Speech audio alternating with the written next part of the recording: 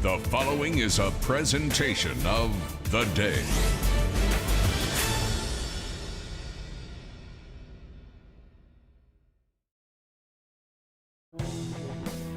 There are few places that can match the imagery, history, and nostalgia that happens here at Canamella Field on the campus of New London High School.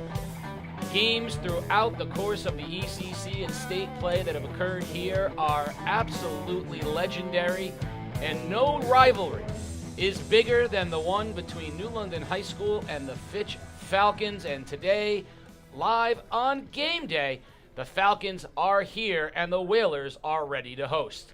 Game day is brought to you by Messier, Massad, Burdick, and Associates. Hey, listen, in football, execution matters. Everything, actually. In technology, in IT, execution matters. And in legal matters, it's no different. Messier, Massad, Burdick, and Associates have been voted best law firm 6 years running by you, the readers of the day, because from personal injury to homeowner claims, their attorneys move their cases forward with the preparation and persistence it takes to win against those big insurance companies. When the game gets tough, you need a legal team that won't back down. So get in touch with Messier, Massad, Burdick, and Associates in New London and East Greenwich. Why would you want to have one attorney when you can have a team? Casey O'Neill and Pasta Santabria, and let's just get it out of the way. Two Whalers. Oh, yeah. You played on this field. When you did it again in this rivalry, it was Thanksgiving Day. But the rivalry between New London and Fitch goes way back, and I'm going to talk to you about it now as we enter the Phillies pregame show. This is Phillies, and welcome to What's on the Menu. Pull up the Phillies and order a cheesesteak and get 10% off. All you got to do is say every day is game day. Yeah. Talk about what it's like to play on this field on a Saturday morning. Brother, I'll tell you right now, the excitement is all about the tradition that we always had, walking down the side of the hill, being prepared to play a great game, a great rivalry game. And as they're marching down, I'm getting goosebumps in my arms. This field wasn't designed the way that it was. It was to be a big, valley, and we used to go in there, and that was the intimidating part. But the Whalers still continue to have that energy. Now, the biggest rivalry in the country, New London NFA, literally the oldest high school football rivalry. But for people that have grown up in southeastern Connecticut, Fitch, New London matters. It's iconic. It matters to these two schools. The bridge rivalry. I'm going to talk a little bit about what both Coach Ellis and Coach Ruffin had to say about this rivalry from their perspectives. But let's talk first about really what each team needs to do. Let's drop it to Rich's keys to the game. Here are the keys to the game. This is Rich's Auto Body's keys to the game.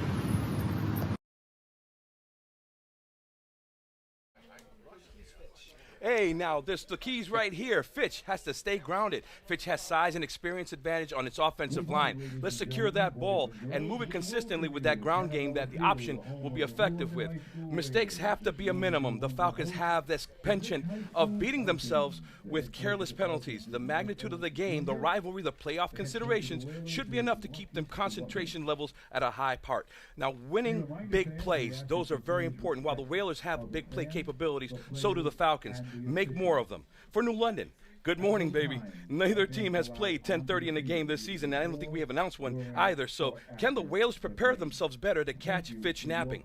A Super Bowl mentality and a rivalry mentality. New London's sense of purpose has to match Fitch energy today. Now, the Whalers are not qualifying for the playoffs, and Fitch might. It would be, kind of sensation that we're waiting for this rivalry game, and got to treat it like a Super Bowl, treat it like a rivalry game. And then last but not least, capitalize. As Fitch has tendencies to beat themselves, can the Whalers take advantage and score points on those? Those are your Rich's Auto Body keys to the game. Everyone wants their keys back fast, but you definitely want the job done right.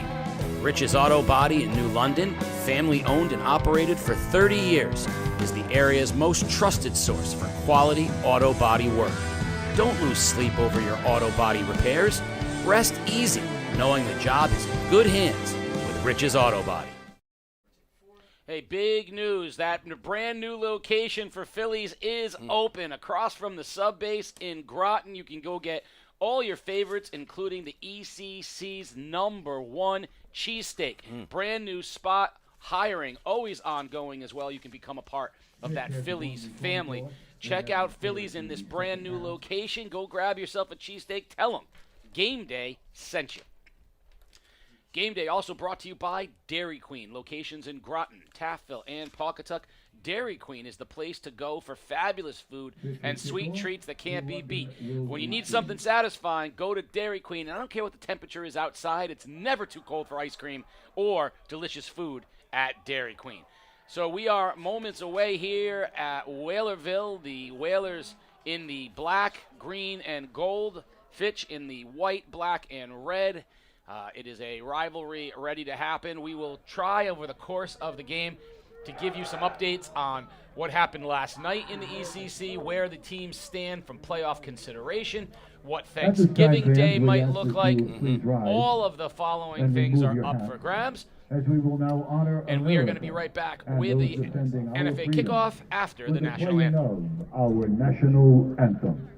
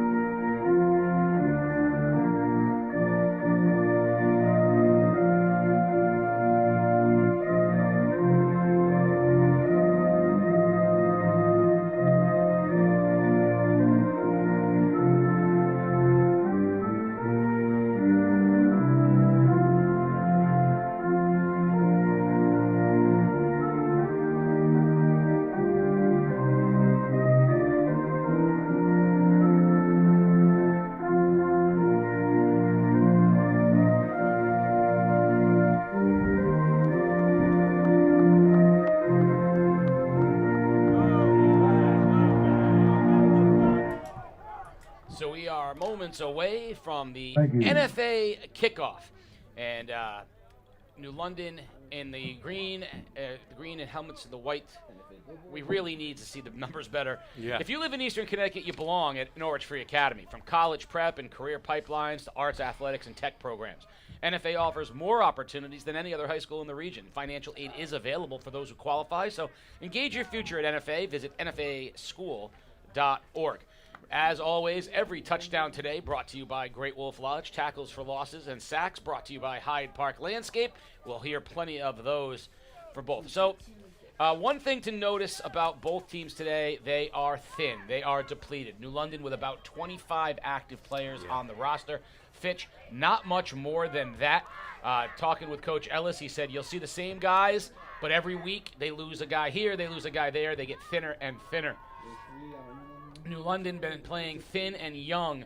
We will make mention of the youth of this roster as the game goes on. But youth has been served at New London with the emergence of a young freshman quarterback, Carmelo Silvestri. That's Mello. And Zamir Maddox-Moore, the one they call Freak, along with Keandre Dixon. It's a young and exciting Whaler core that will be building up, and we expect, and Coach Ruffin said it, the future is very bright. Watch out. Next year will be a big jump year for the Whalers. Kicking off for the Falcons is Ashton Gadui, and he bangs it into the dead spot by the 20. And taken to about the 30-yard line where the Whalers will have their first possession. And that was the aforementioned Maddox-Moore, nicknamed Freak and given to him by his mother when he was a very young boy first starting football. Because of what he did on the football field, they said the kid was just a freak. And, you know, as a sophomore, he's had a real big breakout season, including an 105-yard touchdown run against North Haven. So it's been a growing year for the Whalers. Falcons still in the playoff hunt. We'll talk a little bit more about that. But the Whalers will open up at their own 30. Handoff, stutter step, broken tackle, and 3 or 4 before finally wrestled to the ground is Maddox Moore. Casey, I was so excited. Like, we were watching a game last week where there was some records being broken, and at the same time we were picked up to watch that play happen right after. So it's, really good to see that explosiveness or the tradition of Whaler football in this program this year. Anthony Spader helped on the tackle. Gain of 5, second down and 5. Second down and 5. Motion to the right side of the formation. Inside handoff again. And well defended by the Falcons. Getting there first was Evan Spader, number 18, in on the tackle for the Falcons. We talk about numbers being low. The 3-4 defense is a phenomenal defense to utilize, making these guys a little bit more active and involved instead of playing a strong gut defense. So what I like about the Fitch Falcons right now is that their defense is moving fast and going to the ball. So the run was by number 2, Jameer Torres, and it's going to bring up a 3rd and 6. Motion across from Dixon. Pass thrown and caught by Maddox Moore, short of the first down. And a big hit coming in on the play by Mark McBride. So Maddox Moore a little bit short. Will bring up 4th and 3. And I mean, at this point in the season, I would probably not punt. This is an absolute punting situation, but New London coming in at 3 and 5. And what do you got to lose, right? Let it all hang out in your last 2 games, and it looks like Coach Ruffin thinks the same way I do. They're going to go for it on 4th and 3. Look for maybe a hard count from the quarterback. And he does, and he got his own guy to go off. Unfortunately, Rosa took off, and that's going to back him up 5, and that will send out the punting unit now. Yeah, that's the young inexperience that we're talking about. A situation here where you want to freeze the offensive team and try to get a defender moving off the ball, and the young man right now went on 2. So the youth of New London is not so much the lack of seniors. They have 7 seniors. It's that you don't see a big junior class. You see so many freshmen and sophomores. Punt is into the back of the Fitch defender, and it takes a New London roll. And then New London dives on it, and I think they're going to say that it was off of the New London player. But if it was off the New London player, then it should have been downed where it touched them. It hit somebody, and if New London fell on the ball, it should be a Whaler football. So I don't know exactly. Well, we were expecting a storm this morning, and maybe the sunshine that's been so beautiful placed on the field blinded the referees right there, so they're just going to move the ball. They're saying it went out of bounds. Okay, so they're gonna err that way. They're gonna say that New London did not recover it because it hit somebody. Yeah, it did. If it hit a Whaler, it's down where it hit him. If it hit a Fitch player, it was live. You're on point today, Case, man, for an early game. It's early. I'm caffeinated. I'm good. Yeah. Porter Carter, the quarterback. Number 8, hands it to Spader, and Anthony Spader will have a couple wrestled out of bounds after a short game by Neary. I've enjoyed watching, Fitch's offensive line being part of that option team. There's not too much that you have to do blocking-wise. You have to be aggressive, and that's what they're showing right now in that first play. Second down and 5. Gain of 5 from Spader, so second down and 5 with the ball at the Whaler 38-yard line. And that's another thing when you talk about the depth of New London. Special teams, the punting, the kicking, these are things that teams, as they lose players, oftentimes that's an area that suffers, and it has certainly been a problem. Carter runs option, keeps it himself, big hole, first down, and gets to the 25-yard line where the Falcons will have a 1st and 10 as they're almost into the red zone. Will carry number 8, Porter Carter. Definitely a day where Ironman football is going to be seen, and how these guys are going to last to play 4 quarters of football in this weather that's getting a little bit colder. 26-yard line. Probably a better day temperature-wise than a Friday night, right? You probably have a nicer day, but the sunshine will be something these kids aren't used to either. They've been playing with lights. There's a dive to Bussey, and no gain, maybe a yard. Flag's going to come in. I think we're going to see a face mask against New London, and that should be enough for a first down after they mark this off. Your eyes are like a hawk today, brother. Unbelievable. For Fitch, yes. For Fitch, yes. For Fitch, like a Falcon. Because I'm gonna be honest with you. I'm not saying I got cataracts, but it's really hard to see these numbers, you know, especially that they're double-tone bold numbers on New London. So we're trying to do our best to get those numbers in there. But Casey's eyes are on fire. On the field, the New London numbers pop. When you're downfield level, they jump out. They're beautiful. Yeah. Up here, with the sun as well, they're very, very difficult to read. So that was a 5-yard penalty on the face mask. So it'll make it a 1st and 3. Ball right on the 20-yard line. Carter, pistol. Runs option, keeps. And a nice job by the New London line. The interior gets Carter at the line of scrimmage, no gain. And we're going to call that one a loss of 1. And so a little Hyde Park cleanup that one. I got my handy lawnmower ready to go for those last-minute leaves. Well, I'll tell you right now, I showed Peter a picture of a recliner snowblower. Really? Guy's got a recliner on the top of a snowblower, and I said to Peter, I said, that's how snowblowing is supposed to be done. That's, but, yeah, that's a Christmas present right there for a guy. I'm looking at it. I'm not going to lie. 2nd and 4. McBride goes in motion. Carter runs option. Nothing there again. New London so far doing an excellent job in the interior, getting those gaps and making Carter keep it himself, and then nothing there. No, definitely a great job. You hit the point. They're filling the gaps, and then they're working the play across the gaps with the discipline of fullback, quarterback pitch, which you want to have a good defense do throughout the course of a game, because the option can kill you if you're not disciplined. So good job for those 2 plays that New London's had. Dixon has been in on multiple tackles here in the early going for the Whalers. Another one of their sensational sophomores, Keandre Dixon. Big 3rd down and 5 for the Falcons. Whaler defense trying to overcome the face mask penalty. Carter this time gives it on the dive to Bussey, and not much there. Another good job of the interior of the New London line. That time it was number 50, Xavier Bryan.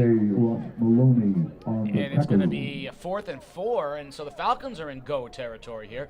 But what a stop it would be for the Whaler defense if they could come up with a stop here. This is where Fitch, I can tell you already, this is where Fitch likes to run that counter trap in the other direction. Backside. Yep, you got it. Also try to go to the outside if they see that the interior is really condensed. So whatever the coaches see up top will inform the bottom team to make that right call. Yeah, they've been punching that middle with purpose. Let's see which way they go on this. They're going to run the option, and they're going to get it wide. And getting the corner is Spader, but does he have enough? I think he does. Just has enough as he got to the 15-yard line, and now Fitch is in the red zone. Good call with the outside pitch. Well, you know, the risk is there that when you see the defense condense and you can get to the outside edge player, that's where they could run that outside game, that pitch game. Again, it's a high risk, high reward play. Got themselves fresh 4 downs right now.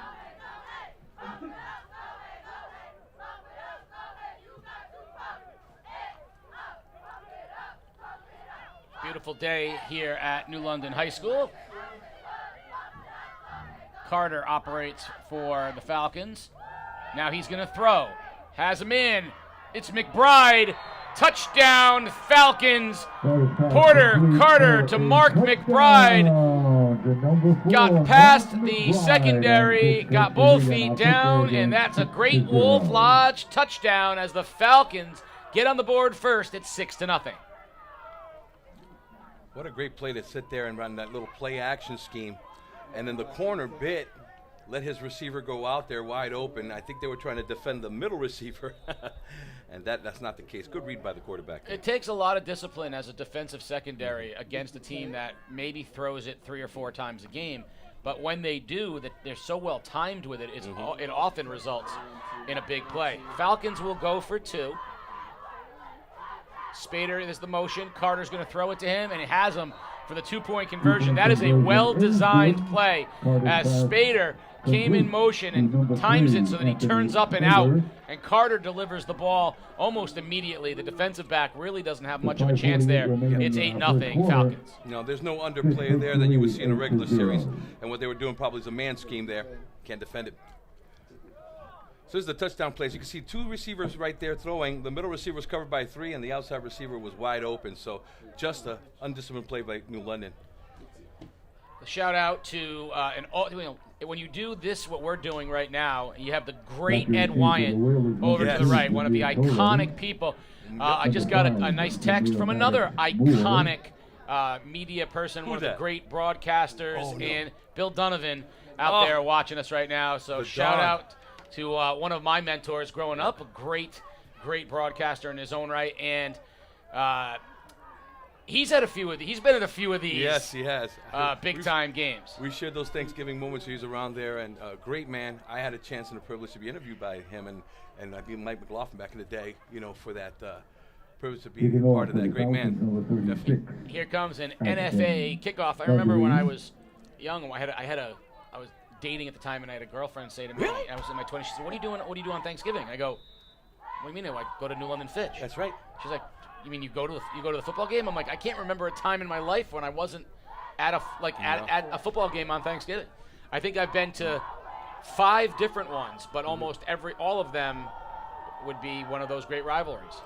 Kadwi with the kick, it bounces at the 30 and taken and wrestled almost immediately out of bounds. Kick taken by number 5, Maddox Moore. So it was McBride got there first for the tackle for the Falcons, and New London will have its second possession. So I used to go to New London and to New London Fitch every year. I mixed in a Stonington Westerly game once because my father was the official of he was an official, my grandfather. I've been obviously to Waterford East Lyme as well. This is They've had some rivalry battles, before broadcasting, and then Ledgerd. And Fitch, so it's been, we have some pretty good ones around here. Yeah, this league has some great rivalry games. Torres is the back in the I formation. Handoff goes to Torres. Going in the wrong direction, cutting it back, and he will not get back to the line of scrimmage. The Falcons with great pursuit, and if you're in pursuit of the perfect lawn, you want to give a little call to Hyde Park. Landscaping, that right there is a Hyde Park cleanup. Definitely trimming the gaps and flying to the ball, but I think he had to run an inside. It was an inside blocking scheme that I saw there. He just got intimidated by that wave and bounced it to the outside where there's nobody blocking those defenders there. So. We have a timeout on the field. Timeout on the field, so we'll take a timeout. You're watching Game Day live on theday.com. Injuries can happen anywhere, on the road, at work, and where you least expect it. When an injury knocks you down, the legal team at Messier, Massad, Burdick & Associates is here to pick you up. Messier, Massad, Burdick & Associates has been voted best law firm 6 years running by readers of the day because their personal injury attorneys fight for your fair compensation so you can focus on recovery. After life's hardest hits, let their team of attorneys carry the ball for you. Contact Messier, Massad, Burdick & Associates in New London and East Greenwich, 860-MMB-team and mmbteam.com. Why have one attorney? You can have a team. Fitch with an 8-0 lead here, 5:19 remaining in the first quarter. The Whalers with their second offensive possession. Loss on first down, so it'll be 2nd and 14 as Silvestri operates out of the shotgun, and he'll throw. Pressured off the edge, rolling right, has to get rid of it, incomplete as he was hit hard from Ashton Kadwi.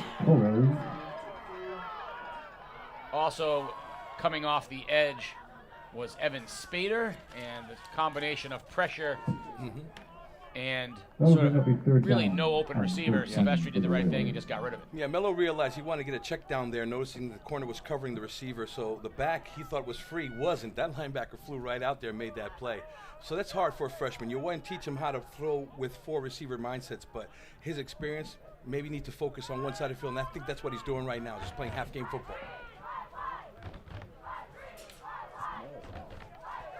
New quarterback in the game for New London. They'll go a little wildcat and keep it themselves on 3rd down. Direct snap to Maddox Moore there. And that'll bring up 4th down, and it looks like the Whalers will punt. Yeah, the Whalers can't commit these kind of like first down losses. It puts them in a situation where you're asking a young quarterback to make a play. And then the alternate, I did like the way they put that wildcat in. Maybe they need to mix that up a little bit on those 1st and 2nd downs. Yeah, I think it was against Bacon Academy, a game that New London won, where good punt by Bennett taken at the 30-yard line by McBride. McBride crosses midfield, and that's where the Falcons will have their second possession. Against New London, Maddox Moore carried it almost every play. Yeah. They just pretty much handed it off to him, threw bubble screens to him, threw wheel routes to him, tried to get it in his hands. And he does strike me as a kid. And similarly, in that Bacon game, my scouts on the field said that it would be Bacon would hold him for a yard. He'd lose a yard. Yeah. Then he'd pop it for 60. Yeah. And so because he's a threat every time he touches the ball, you kind of have to accept that it might be 2, 3, 4, 5 times before he shakes loose. But when he shakes loose, he's a touchdown waiting to happen. Tremendous speed and great abilities. Carter has McBride in motion, draws off the Whalers, will get a flag, and that should be encroachment. It is, and that'll be a 5-yard penalty, and the Falcons will move it. Now, for a Fitch team that all year long has struggled with penalties, with mistakes, with turnovers, this is one of those times, a rare time, where they're the more experienced and disciplined team against the youth of New London. And you see little things, right? New London tried to do that to them, and New London jumped. Fitch gets them to jump there. So this is maybe a good chance for Fitch to take the role as more experienced team. Bussey on the fullback dive should have enough for a 1st down and move the chains. You know, a lot of the coaching aspects throughout the week, when you watch film and you break it down, I average the amount of mistakes my players make individually and as a team. And then from there, I try to compose some activities that will make sure that discipline stays. It seems like right now Fitch is doing that. They barking the calls, they're taking command of this offense. And I think the 10:30 weather favors right now for the Falcons. So they are going to say he's half a yard short. 2nd and a yard. Give it to the bus.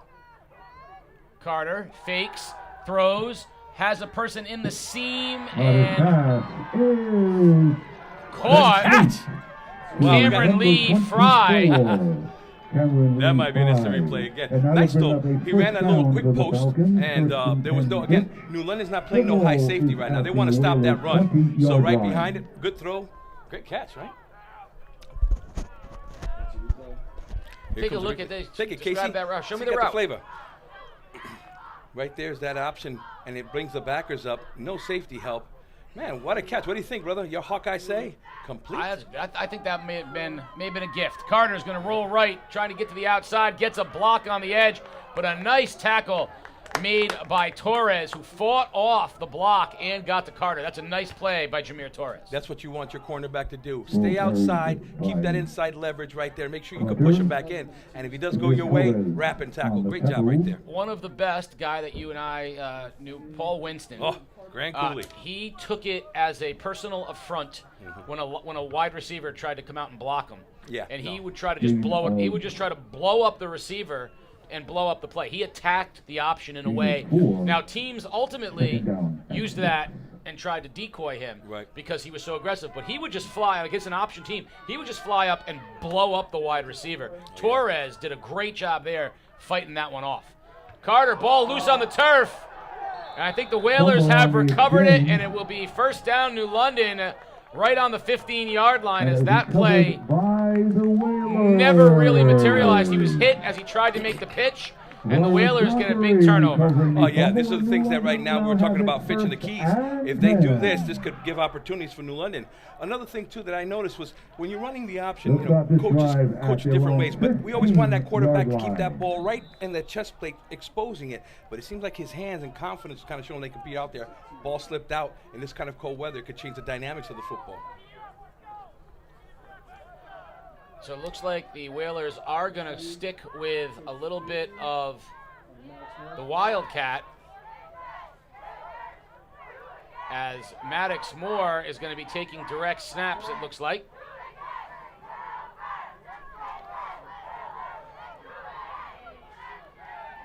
Motion across by the Whalers. Maddox Moore keeps it, and gain of about 4 on first down. So he sent Dixon across the formation, and Full carry by Zamir Maddox Moore. 4 yards on first down, but I like the space there. There was more room for him than there had been previously. The blocking scheme now has everybody blocking and having him run.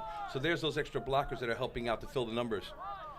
Mello back in at quarterback for the Whalers, so Whalers maybe mixing things up a little bit. He'll have Torres standing to his left, and he'll operate at the shotgun on 2nd and 6. He's going to throw.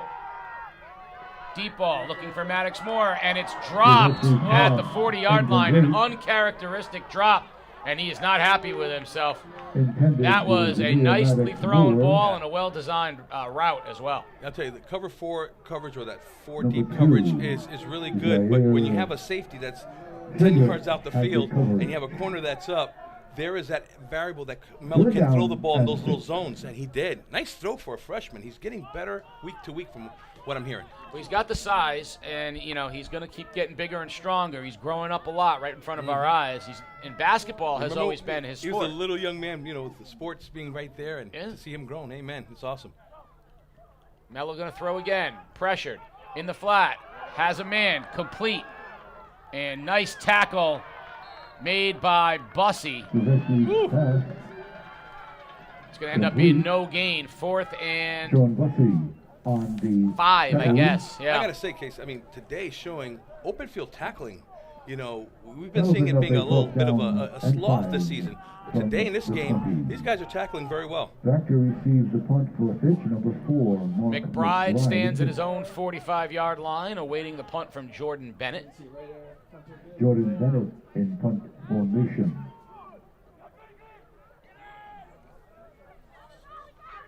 High snap. Punt is blocked. And it hits a Fitch player. That could be live. That's anybody's ball. Who's got it? Let's see if they're scrambling. Referees are making their way in there.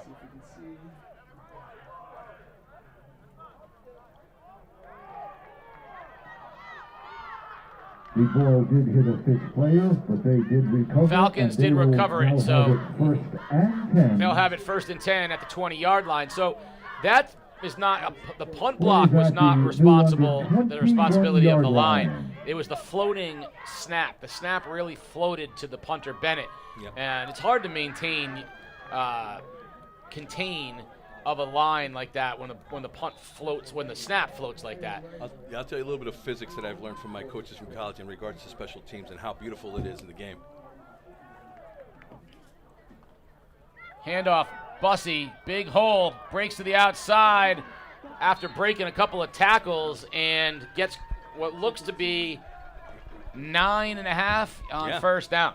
Well, I'll tell you, if you can't stop the fullback on the option game, you're going to have problems. Bussey took that and rolled right off tackle. It's kind of a veer run, a little bit between the guard hole, makes it open right there so that defender on the edge can't get there.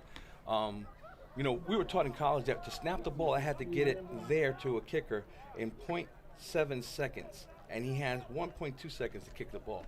That's the NFL average nowadays. But it's a discipline you have to practice before and after practice, and that's something that seems right now New London needs to work on.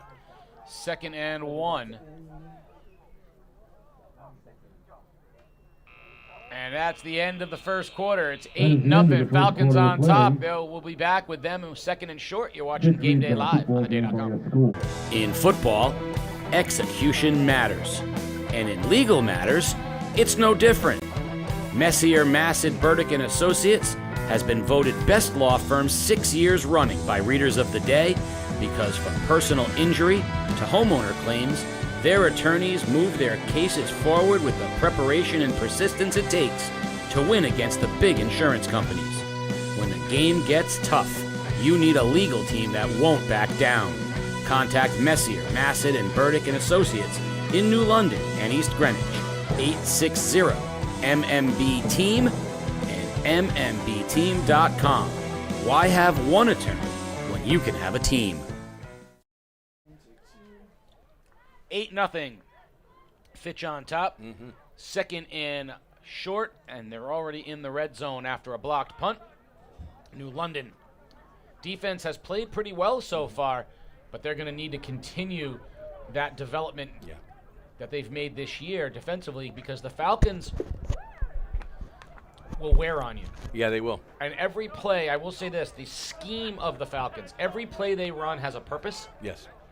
And a set up for a future play. So right now, this is the danger zone, right? Second and short, they can do anything. They've shown the dive. They've shown they'll throw. They've shown Carter will keep it. They've shown the pitch, right? So you've seen a little bit of everything, and it starts becoming, to your point, what are they going to read from New London? Second and a yard. Motion across is Spader. Carter gives it to Bussey on the dive. Bussey puts his head down, heads to the end zone. Wow. And the bus rumbles into the end zone for the second Falcon touchdown. That's a Great Wolf Lodge touchdown. If you know, you can go by bus, by car, ride your bicycle, or get on the feet and walk, but get to Great Wolf Lodge and enjoy a always summer or winter at Great Wolf Lodge. I'm using my rollerblades, brother. Got to get the hips working. What a great run right there. Again, Bussey is not being touched. A lot of the inside linemen are realizing that the backers are actually stretched out a little bit, thinking to contain the outside, and a great job. That's communication from the top booth to the coaches to the rhythm of the game that they expected to have. After the two-point conversion attempt here from Fitch, I'm going to talk to you a little bit about Sean Bussey. Carter rolls right, going to keep it himself and waltz into the end zone untouched. Porter Carter with a two-point conversion. It's 16-0 Falcons. Let's take a look at Bussey and just the strength.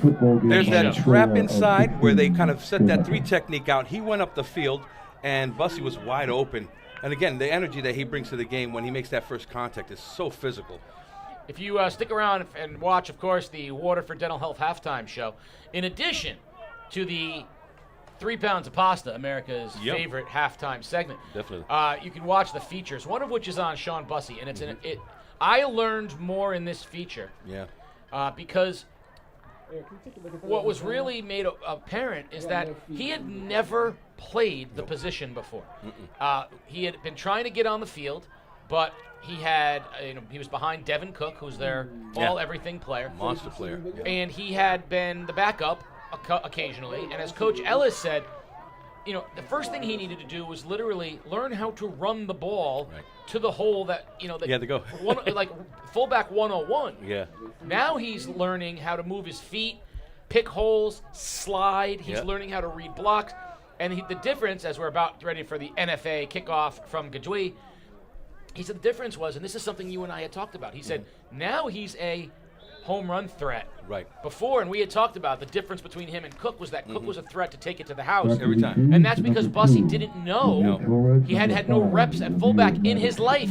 So he didn't know how to maximize a run. He didn't know how to see a hole, slide his feet, wait for a block, and go. Exactly. And now he can, and it makes the Falcons even more dangerous. Definitely. Line drive kick taken at the 25-yard line. Good hole up past midfield. And into Falcon territory goes Torres. And the Whalers will have good field position at the Fitch 45-yard line. That's a great special teams play. The Whalers maintained their blocks and made movement to gain that gap. And it was a great run for him right now. Gets him good field position. Give Torres credit as the second level guy to catch that ball over his shoulder, not let it get over. If it had gotten over his head, it bounces, it goes another 10 yards or so. By catching it over his shoulder like that and heading upfield, he was able to get to where his blockers were. That was a smart run and a good run. First down.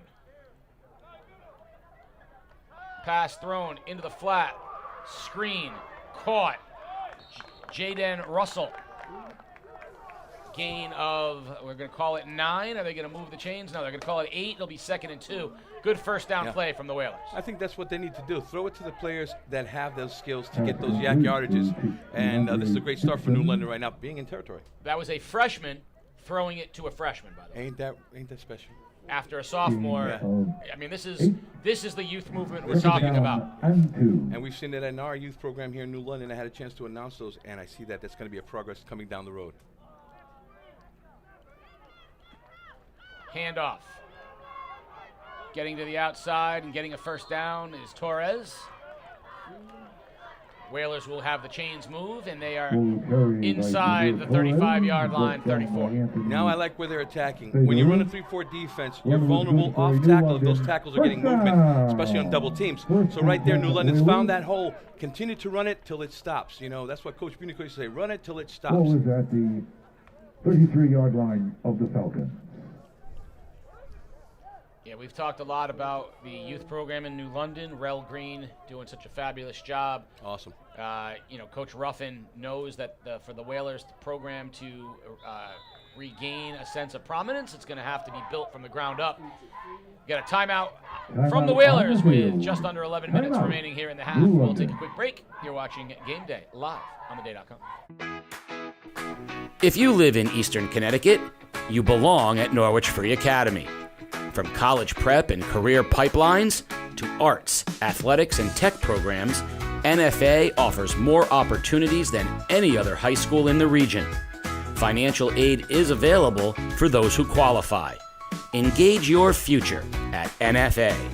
Visit nfaschool.org.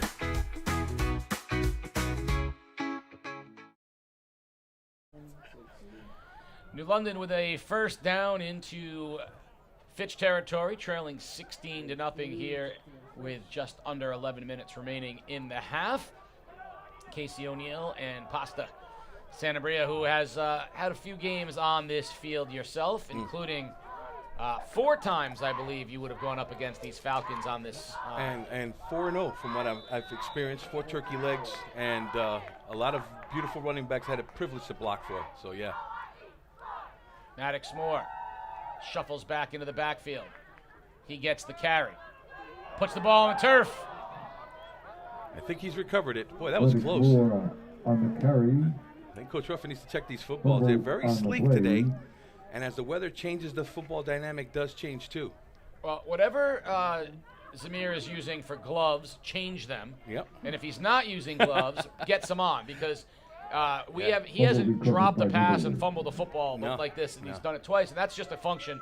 We now have a second down. Could be the weather conditions with the football, or it just could be you got to get a little more ball secured. Yeah, sometimes long sleeve shirts could be a factor too. Nowadays with these weather breathable, you got to pull them all the way up to your elbows, because while you're holding it tight, that could be slippery as well. You want the skin, not the shirt. Yep. 2nd and 9. He still got a yard. Pass thrown. Incomplete. That was just out of the reach of Dixon. It'll bring up 3rd down.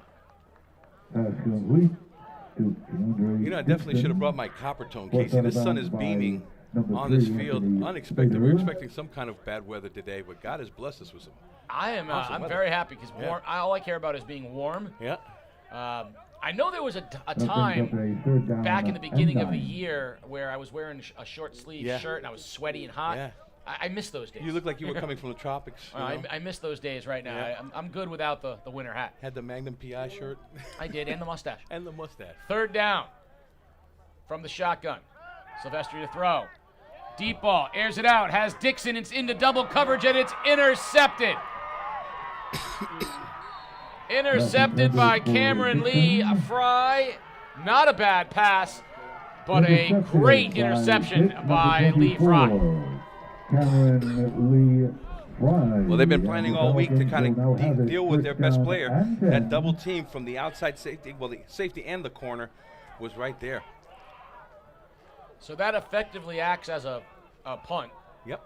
But a ball that I think Mello might have wanted back. He effectively did throw it into double coverage. And, you got to let your playmakers make plays, but you also have to recognize that there are playmakers on the other side of the ball as well. And that's a play for a safety to make, and that's what happened there. Falcons will take it over at the 19-yard line. Motion across is Spader. Hand off to Bussey. Into the linebacking core where he's met and brought down after a gain of 3. Yeah, that trap play is going to be there all day until that linebacker fills that gap right there quickly. But again, we're talking about a young quarterback. This is, we used to have coaches. Ken Reyes was great at this as a quarterback coach. Communicating with him right now while he's on the sidelines to understand what he did. Did he read the safety? Did he freeze him? Or does he attack that ball a little bit more aggressively before, the route's completed? So these are things that that a quarterback coach is great to have on the sidelines. I'm going to ask you a question about running backs at New London, and then I'm going to ask you about to retell the story that I know you've told about with Jack Cochran teaching that fullback after midline the second down play here. Motion across, Carter pulls it literally out of Bussey's stomach as Bussey was going to the ground. It's going to result in a short gain of a yard. Talk about Coach Cochran first and how he taught that midline. Well, we had practice one day. We're running this awesome midline play. It's kind of counter midline, and Jack was trying to get those guys to run it off the block inside. It's going to be tight, quick explosion play. Well, our running back was bouncing it all the time, and so Coach Cochran went in right behind the guard and laid down. He said, "If you step on me, you're going to hurt me. It's going to really affect you on this running play." Boy, when they did that play, Nurse went downfield, boom, and no one touched him. And I see legs going over his body and everything, and he starts to smile, puts his thumbs up, and looking at us like, this is going to work next game. Those are sometimes those tactics that coaches do. Third down. Carter pitches wide right to Spader. Spader has a first down, crosses the 35-yard line, and the chains will move.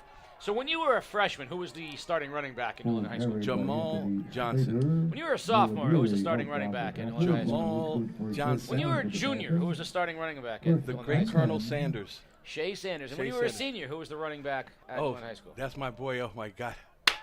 Graham.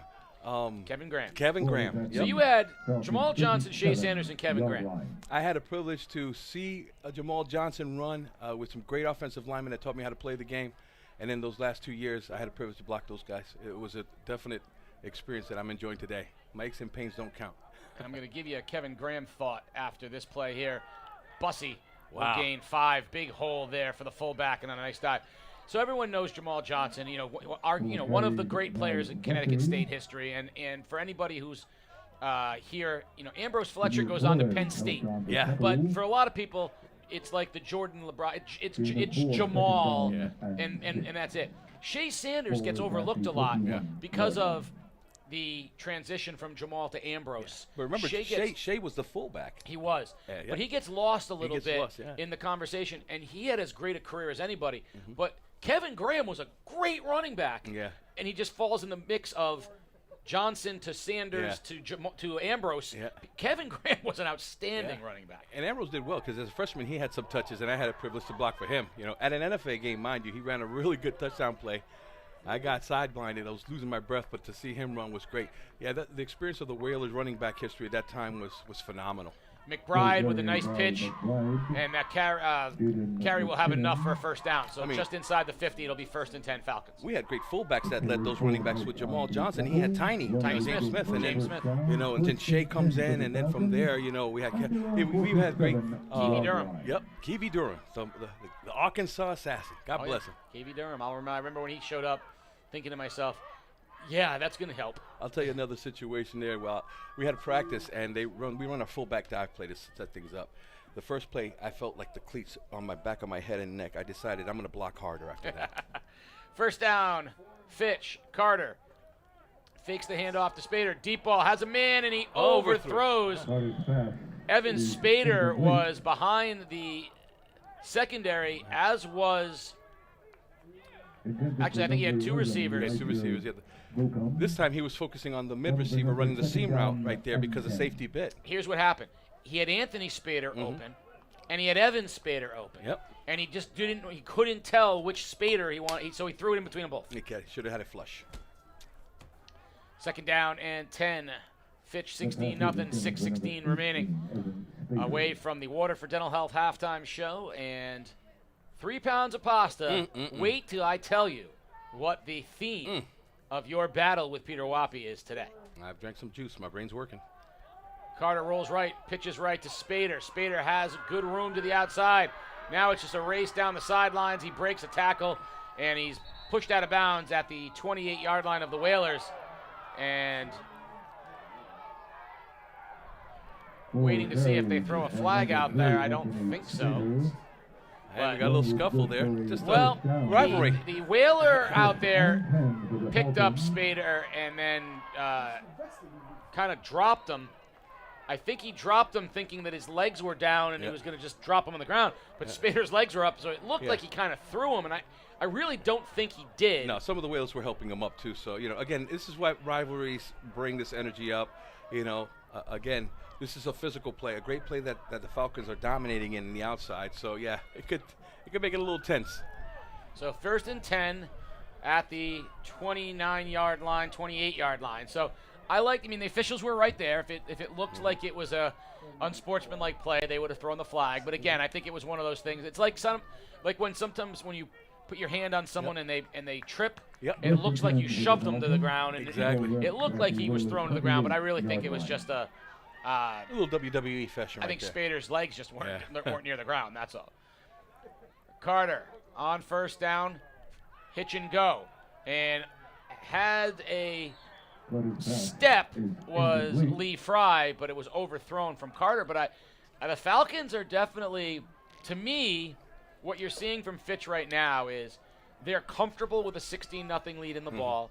They know that they're the more veteran, more experienced team. Defense running and well, they're too. using this game right now situationally to try to use some plays that they are going to need to do to beat, say, Ledgerd, and to, if they do advance to the postseason, they're going to have to be able to do some wrinkles.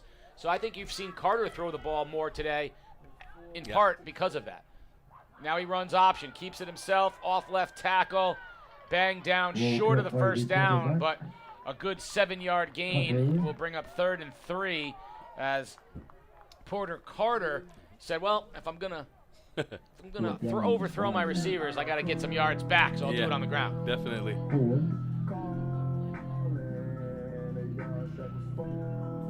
I'll tell you, when you have a defense like Fitch is doing today, holding New London, to these field positions, controlling the possessions, as an offensive coordinator or coach, you could call those plays and be a little bit more comfortable with it. So kudos to the defense doing what they got to do. A shout out to the geese out there, and they landing over at Mr. Salamonte's field, brother. We used to have those here in our football field for preseason. I'll tell you a story after that. Geese, you can see them in the top of the screen. Bussey breaks the tackle and barely gets back to the line of scrimmage. That is a great A-gap blitz. I'm trying to see the number. My Jaden lazy eye says McKinnon 4. on the tackle for the Whalers. There you go. Caden. KK, right? No. Jaden. No, McKinnon, Jaden. Yep, 4. Jaden. There's my lease. So the geese out there, right? They're moved over there because officially right now New London's an artificial turf field. But back in the day, they would aerate the fields and puncture holes in it. And we used to always think that those little pieces that were aerated were just the dirt and the soil while we were doing our workouts, No, they up, weren't. downs, and everything. Found out that was geese poop. That's what gave us the power in the millstone water to go out Between there. the geese poop and yeah. the millstone water. It made it special. How could you possibly not succeed? That's I'm telling you, the minerals. all these kids looking for the healthy outcomes. All you needed was goose poop and millstone water. Yeah.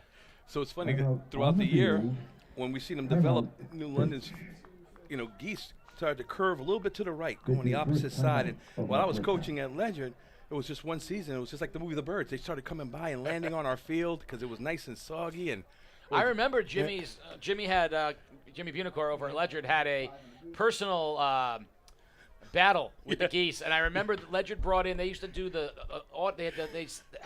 sounds of the hawk. They had the owl. We tried Owl, the coyotes. We put them on the field. The next day, the geese are chilling with them. Like, so what are you doing laying around today, man? I mean, it was unbelievable.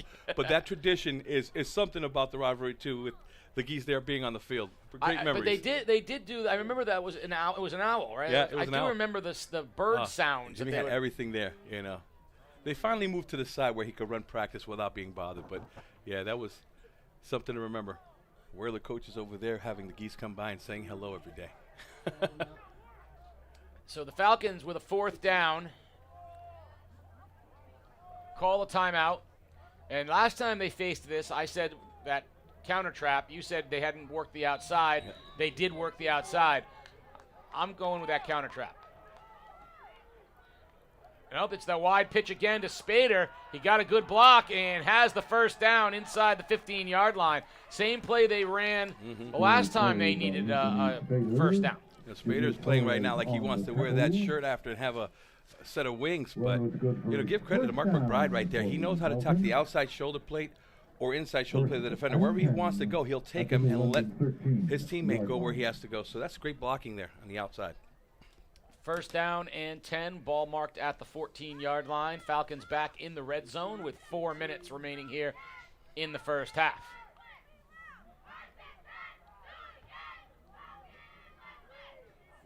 Motion across to Spader. Carter gives it on the fullback dive to Bussey. And the big fullback rips off a nice gain of 5 on first down. And the Falcons are in business. Yeah. This inside-outside game that they're putting on right now has been phenomenal. Then the option to do play action just gives all the variables right now for the offense. But, give credit right now. This is a 16-0 game. People have been saying that New London doesn't have this, toughness. They're playing tough. They're playing physical. And they're showing that they're here to play, and try to see if they can get some points and make it a game.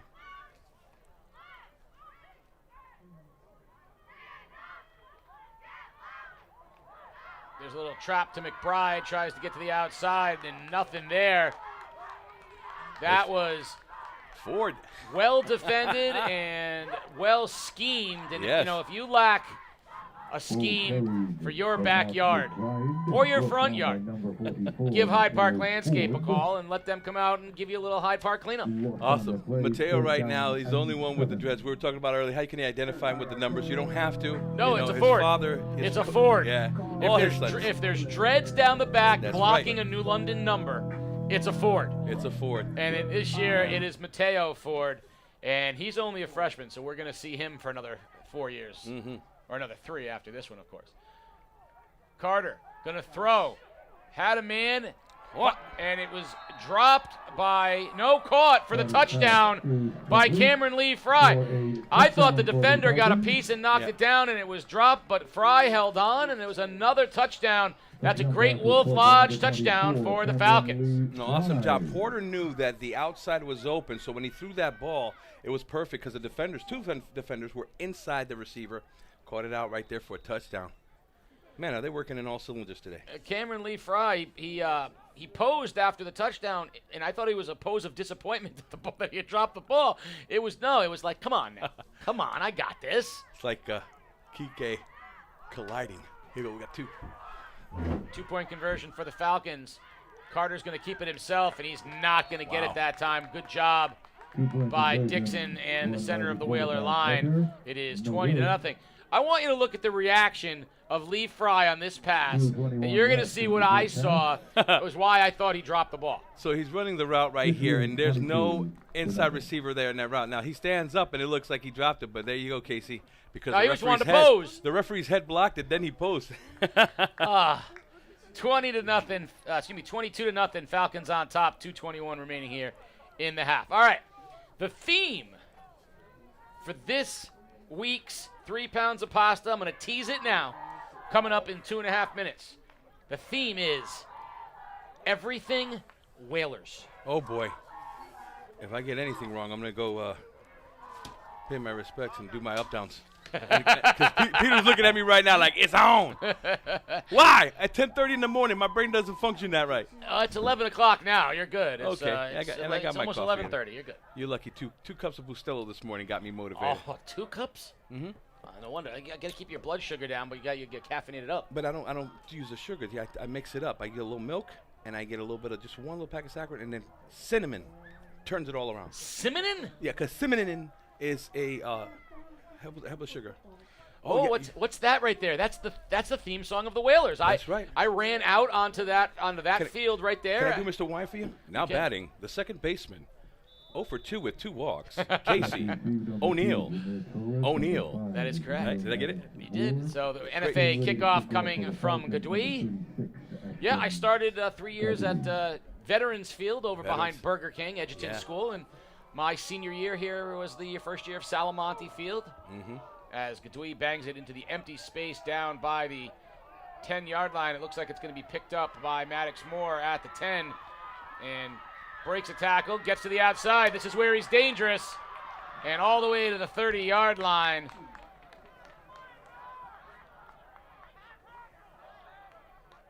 And that's where the Whalers will have it with 2:12 remaining in the half. Man, what a special team talent that young man is to sit back and take those blocks, continue to move forward.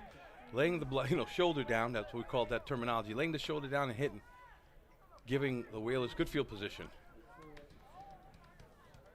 Yeah, it was great to see the Wheeler baseball team playing up here, even though Veterans Stadium to me is in a phenomenal classic field. But yeah, the year they were doing it, they had the mycelium. We had to close the windows. Mycelium, oh yeah. You remember that smell, don't you? Oh yeah, ooh, that smell. Smell that surrounds you. Something like that, right? First down, Whalers at the 31-yard line. Mixed exchange between Torres and Silvestri, and it's recovered. So Mello falls on the fumbled exchange, but it's a loss of 5. Mm-hmm. And if you're lost on how to keep your yard clean or your snow removed, give Hyde Park a call. It's Hyde Park Landscape. That's right, brother. You've been rocking the Hyde. So one of my great memories to tie in the Peter Wappy, very well done Whalers theme. So back at Veterans Field, every time you went to go take the field for infield, outfield. Yeah. We would go out dun dun dun dun dun dun dun dun dun dun dun dun dun. Yeah, yeah. And Mr. Wyatt would say, "And there goes the Whalers." And I mean, you just got all of it. Yeah, you do your infield out. Now the thing about Coach Vargas was everything was up tempo, right? Go. Every throw was you throw it hard. No lollipops. Nope. You let it fly. You show off your arm. You sprint from point A to point B. Play with purpose. Everything is go, go, go. He wanted to win the game before we ever played the game through just the energy that we would bring to everything we did. Veterans Field was a very special place to play, a lot of history there. Playing at Salamani in its opening year was great, just getting a field back onto New London's campus. Mm-hmm. Second down. Handoff. Back to the original line of scrimmage, maybe not. Yard short, 31-yard line, where the Whalers will have a third down.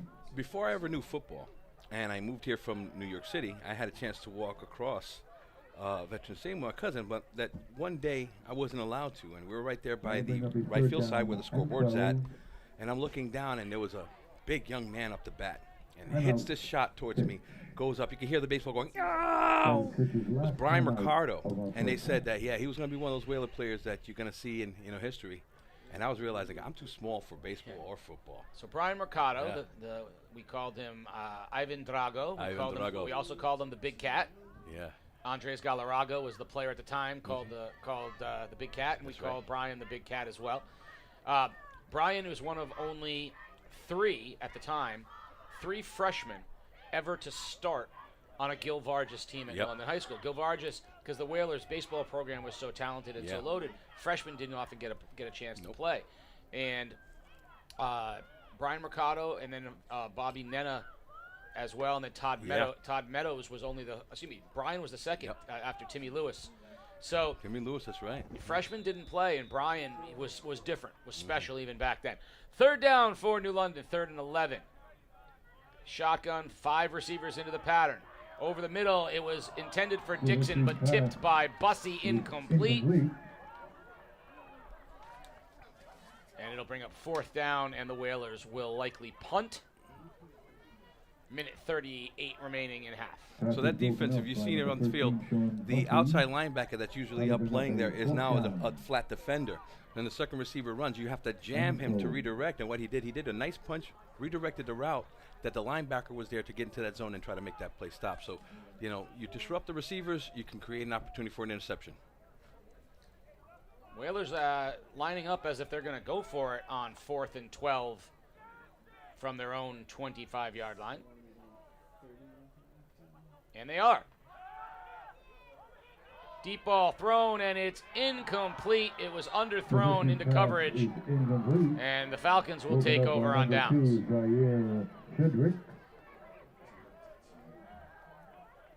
Falcons will now take over on downs, and they will have it 1st and 10. To be honest with you, that was a smart defensive back play. Because he would have picked it off. That would have been a field position change there. But now it puts him in good field position. With 1:33 remaining, Coach Ellis will have a choice here. I think what he wants to do is I think he probably wants to punch this in before halftime, get it up to about the 30-0 mark, and then allow the second half to be a little more relaxed. And you will probably see some other kids. I mean, New London can't put other kids in. They're playing all the freshmen and sophomores now as it is. So. It is. Carter on first down for the Falcons. Pass, and it's incomplete over the middle, intended for Evan Spader. I actually think Carter started to move before the snap, and they're lucky that they didn't get a false start penalty, and then it kind of felt like people were going in slow motion on that play. No one actually really ran a route. Yeah, you have to find a way to motivate your offensive team when they go out there, especially when you have this lead and 2 minutes. Stay focused, because when you're lackadaisical, chances are you can get hurt there. All right, this has got a bussy dive written all over it here. Second down and 10. I'm with it too, brother. No, it's going to be a roll right. Carter to throw.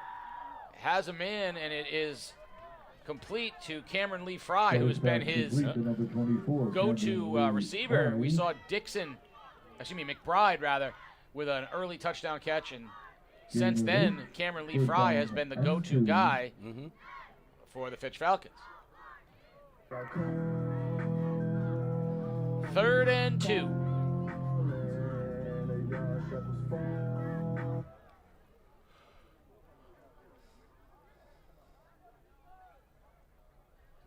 Now's the run. Dive, Bussy, first down inside the 15-yard line. Red zone opportunity here for the Falcons. Clock will stop at 1:18 while the chains move, and then it'll get going again. Plenty of time here as the Falcons are inside the 15 to the 13-yard line. Looks like Fitch is going to take a timeout here, Case. That brings up a first down. Oh, there was a player being attended to. Yeah, attended to. Yeah, New London doesn't need to lose these players. Carter rolls, weak side. Going to keep it himself, and no gain there. In fact, I think he might. Forced out of bounds by number 4, Jaden McKinnon. Nope, right at the marker, so no gain on the play. McKinnon chased him out of bounds. It'll be 2nd down and 10. Just under a minute and 58 seconds remaining in the half. Down and 10. I will say that when we come back in the second half, we'll talk about games from last night and the impact that those games have on the postseason. There's another false start, not called. Carter throws incomplete. But that's twice now that the quarterback Carter has started to move. And the offensive tackle on that side. I'm totally shocked. The line judges on the sidelines are responsible for any movement in the front for offense or defense. And so in that situation, the tackle jolting back a little bit and the quarterback taking that little hitch step, it's because they, Caden must be hard. He's really calling out the hard cadence. So 3rd and 10 with the ball at the 13-yard line. The ball was thrown out of bounds.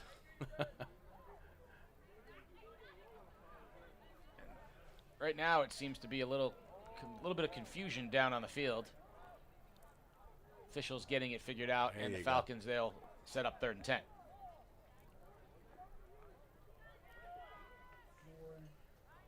Dive, Bussy, inside the 10 to the 9-yard line. It'll be 3rd and 5 for the Falcons as the clock runs with 40 seconds. Gain of 4. 4th down and 6. Falcons taking their time. The They'd like this thing to either end with a touchdown or no time on the clock. Carter rolls right, looking to throw. Throws, and it's complete for the touchdown. Cameron Lee Fry is the guy. And once again, the Falcons are in the end zone with a Great Wolf Lodge touchdown. Nice catch. It was on his backside, and he had to reverse his hands and use the eye contact coordination with those hands to make a catch like that. Cameron Lee Fry has been on fire here for the Falcons. It is 28-0. The Falcons will go for 2 with a chance to take it up to 30-0 as we head into halftime.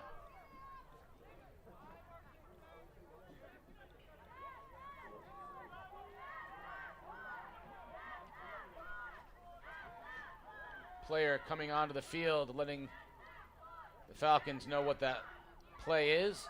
Motion across. Carter keeps, rolls right, throws again, has Bussey. 2-point conversion is good. 30-0. As the Falcons have seized it, and they will go into halftime with a commanding 30-0 lead. Let's take a look at this pass here from Carter to Lee Fry. Rolling out, he sees his receiver cutting back in. There was the mismatch right there with the size. He threw a nice bullet. Nice catch, though. Cameron Lee Fry, the senior. So you look at the Falcons, right? Spader's a senior. McBride's a senior. The quarterback Carter's a senior. Bussey's a senior. Lee Fry's a senior. Their prime guys are seniors. You look at New London, you got freshman quarterback, sophomore running back, sophomore wide receiver, freshman wide receiver. It is a youth movement that is going to take some time, and the Whalers have had their moments at 3-5 this year, but this is a much higher level Falcon team, despite the 4-4 record. Better schedule, really good wins, and it makes that Ledyard Thanksgiving Day game very interesting. We will talk in the second half about what Ledyard did last night and what that means for Thanksgiving Day for the Falcons. We'll also talk about what Waterford and East Lyme did last night and what that means for Thanksgiving Day. Yeah. We'll talk about what NFA did last night, as this kickoff brought to you by NFA, and what that means for NFA and New London on Thanksgiving Day. Number 2, Jimmy Torres. Number 5. I guess we're going to have to find out what kind of pie we're going to have for Thanksgiving Day, too. We'll talk about, you're not allowed pie on anymore. That's right, that's right. Sugar-free. Bumbleberry. Yeah, there you go. Oh, that's why I was going back with the bumbleberry pie, he said. Kadwi to kick off.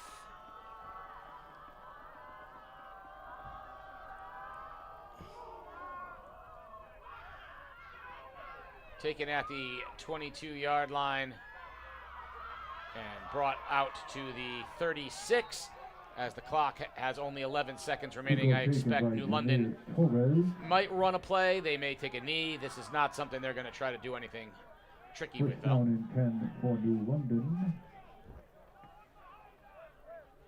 Also talk about what Killingly did last night. Oh, boy. As they head towards Thanksgiving. Of course, if you're going to be interested in in-depth analysis of the playoff picture, next week, as always, Peter Wappy and I and Mike DeMoro and I will have breakdowns of the ECC and the state picture live from the Day studio. Yeah, I love your programs this year, man. Great, informative, keeps everybody positive. And a sack should take us to the end of the half. Couldn't hide from that one there, Casey. Couldn't hide from it. We are at halftime, which after that Hyde Park cleanup officially means we are at the Waterford Dental Health halftime show. So we're going to send it away. You can watch features on New London and Fitch. And then, of course, we will be back with America's favorite halftime show, 3 pounds of pasta. This Game Day Player Spotlight, powered by Joshua's Worldwide. Zay is a good example of a person that wasn't a vocal leader, especially in the beginning. He was just leading by way of being trustworthy. As time went on, he's become more vocal. He's coaching up the guys behind him that play the position, trying to get the most out of the roster in itself, not only for this year, but for the years to come, especially with him being a junior. The challenging things for me is kind of learning how to take losses and learning really how to lead, because coming in, I never really had to lead at a high school level. I never really had to guide everybody and try to help everybody. So coming in, learning a new playbook on both sides of the ball. Much like most of the roster, it's Ironman football. We have to go both ways, and kudos to him for going from offense to defense. And it can be taxing, of course, but you don't really hear him complain about it. Coach Q has really been big on stacking good days. and just staying consistent. His biggest thing is consistency. Coming in through losses or through wins, we always focus on trying to stack the good and remember the good and try to leave the bad out. Zay wasn't the most vocal leader coming in. He was new to the program, so to speak, trying to figure out his way, but much like Zay, the entire roster is just trying to figure out their way with all of the youth involved. But for him, he has started to come around, and like I said, he's leading in a way that other kids can follow. Next year is going to be a breakout year for the New England Whalers football program, and he will be a staple in that.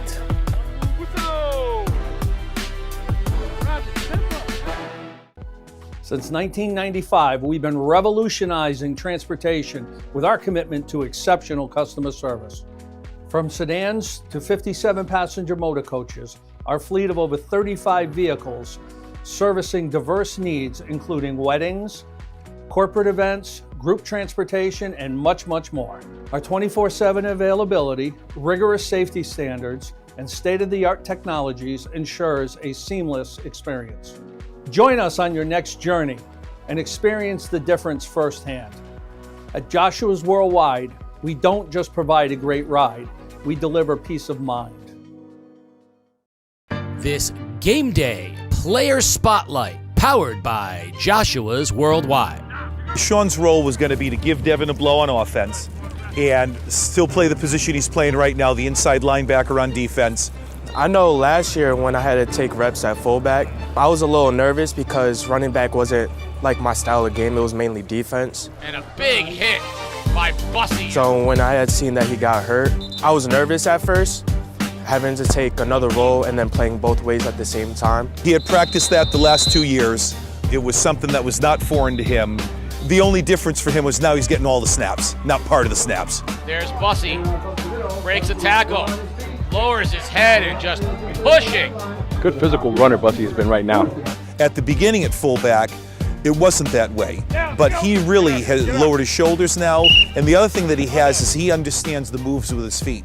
He knows where the open gap is. He knows how to slide in the hole and hit the opening, and now he's starting to put together, he's going full speed, where he can take it to the house. I would like to say is my dad, because he was a running back in his day when he played football. And I seen some of his clips, you know, just lowering his shoulder, just running the ball, getting touchdowns. He was a star player back in his day. So he taught me, you know, just have that confidence. No one can stop you, have that mentality, just run everyone over. I consider him to be a warrior. You know, there's few kids that you talk about that when we talk about finishing with nothing left to give, that they do that, but Bussy's one of them. That motivation comes from summer workouts, coming out here in the morning at like 8 a.m., just running, picking up weights. It put a lot of stress on my body, but I knew I had to do it for my brothers because this team is all I got. That's something about these guys, even from the Sheehan scrimmage at the beginning. They've never given up. They always just keep fighting. And in Glastonbury, when Devin went down, they just kept fighting. And as we've had other guys, you know, go through attrition as the season has gone on, these guys just keep fighting. And that's what's great about this team. Since 1995, we've been revolutionizing transportation with our commitment to exceptional customer service. From sedans to 57-passenger motor coaches, our fleet of over 35 vehicles servicing diverse needs, including weddings, corporate events, group transportation, and much, much more. Our 24/7 availability, rigorous safety standards, and state-of-the-art technologies ensures a seamless experience. Join us on your next journey and experience the difference firsthand. At Joshua's Worldwide, we don't just provide a great ride, we deliver peace of mind. Game Day is brought to you by Waterford Dental Health. Gear up for game day with a winning smile from Waterford Dental Health. Located in Waterford, we're your go-to for top-notch dental care in a relaxed, friendly setting. Whether you need a routine checkup, a cosmetic boost, or advanced treatment, our experienced team has you covered. Enjoy the game with confidence and comfort. Schedule your appointment today. Waterford Dental Health, where your smile is our top priority. Visit us online or call now to book. I'm Maddie. And I'm Alexa, and we're here at Paul's Pasta Shop in Groton. It's halftime at the game, and it's time for 3 pounds of pasta. Come see us after the game to refuel with one of our signature dishes.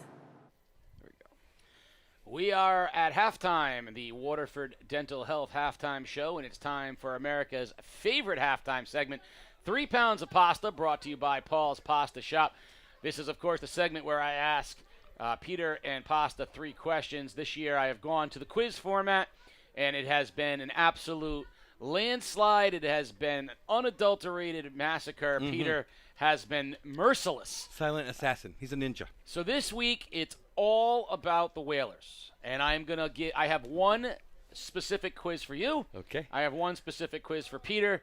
And then I have a tiebreaker in question number 3. But Pound, I'm going to let you choose. Do you want to go first or do you want to go second?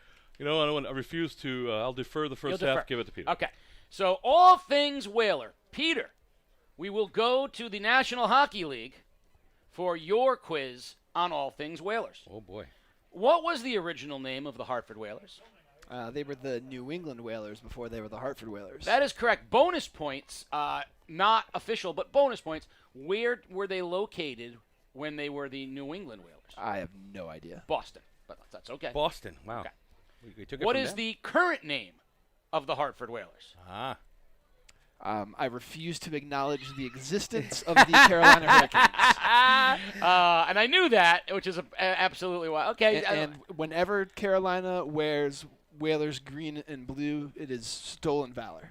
Oh, I love that. All right, that's 2 for Peter's 2 for 2 on this one. All right. Who holds the Whalers' career scoring record? Oh boy, I'm really gonna feel it this one. Are we only counting while with the Whalers? Because I would say Gordie Howe. I should say as a Whaler. As a Whaler. As a Whaler. I'd say Ron Francis. That is correct. Damn, it is, in fact, Ron Francis.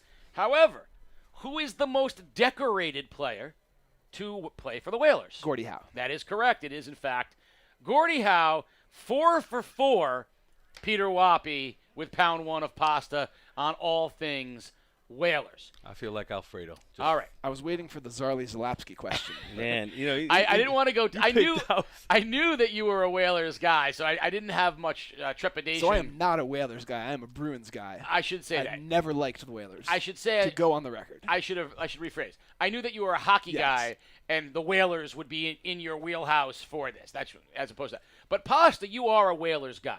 I hope so. So your questions are all about the New London Whalers. Oh, man, let's see. I can't mess this up. I'm going to go right back to the hill and run some hills if I mess up. Here we go. Of the big 3 sports, boys basketball, football, and baseball, which New London Whalers have the most state championships? I would say basketball.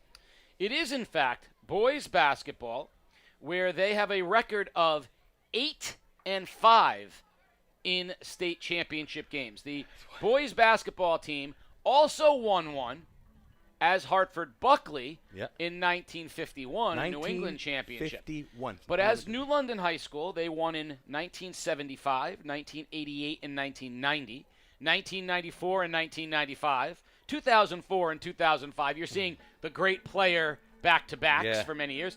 And then in 2011, they lost in 53, 88, which means they went 3 straight years to the state championship. Yep. They lost in 99, they lost in 2010, and they lost in this past year, 2025, to a great game with Manchester. So 8-5, that is correct. Question number 2 for you. That's 2? That's I one. thought that was all in one shot. Here we go. What team has lost the most state championship games at New London? I think I'm going to stick with basketball. They have 5. I don't remember anything from 1, 2, 3. So who has lost the most basketball? Lost the most championship games. I'm going to say football. That is correct. The football team is 5-6 in state championship games. Now, the football team won in 1983. Papa Bunacor's first championship. That great team, Juan Roman, Dan Vendetto, Jack Cochran, that beat Torrington. They shut the best Torrington team in out. history, I'm not going to argue.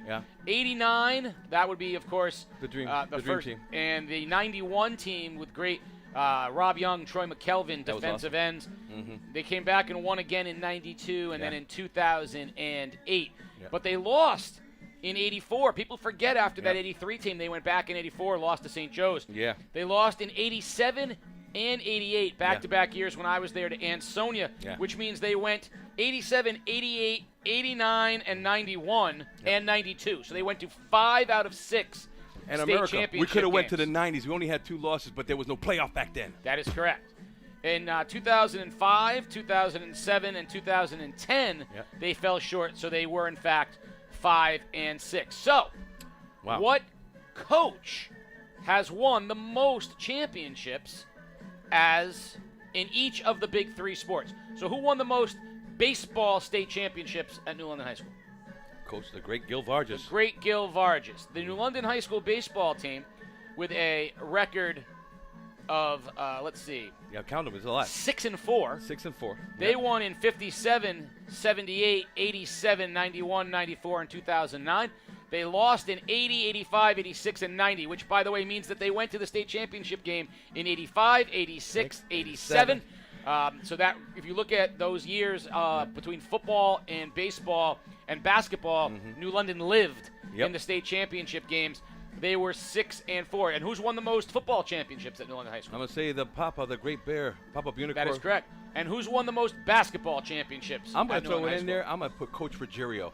That is incorrect. No! Coach oh my God, Parker. Coach Parker, that's right. I even gave you the years. Coach Ruggiero, he won championships in 89 and 90. That's right. And then they switched. 94, but then you got Coach Parker in 95, 2004, 2005, 2011.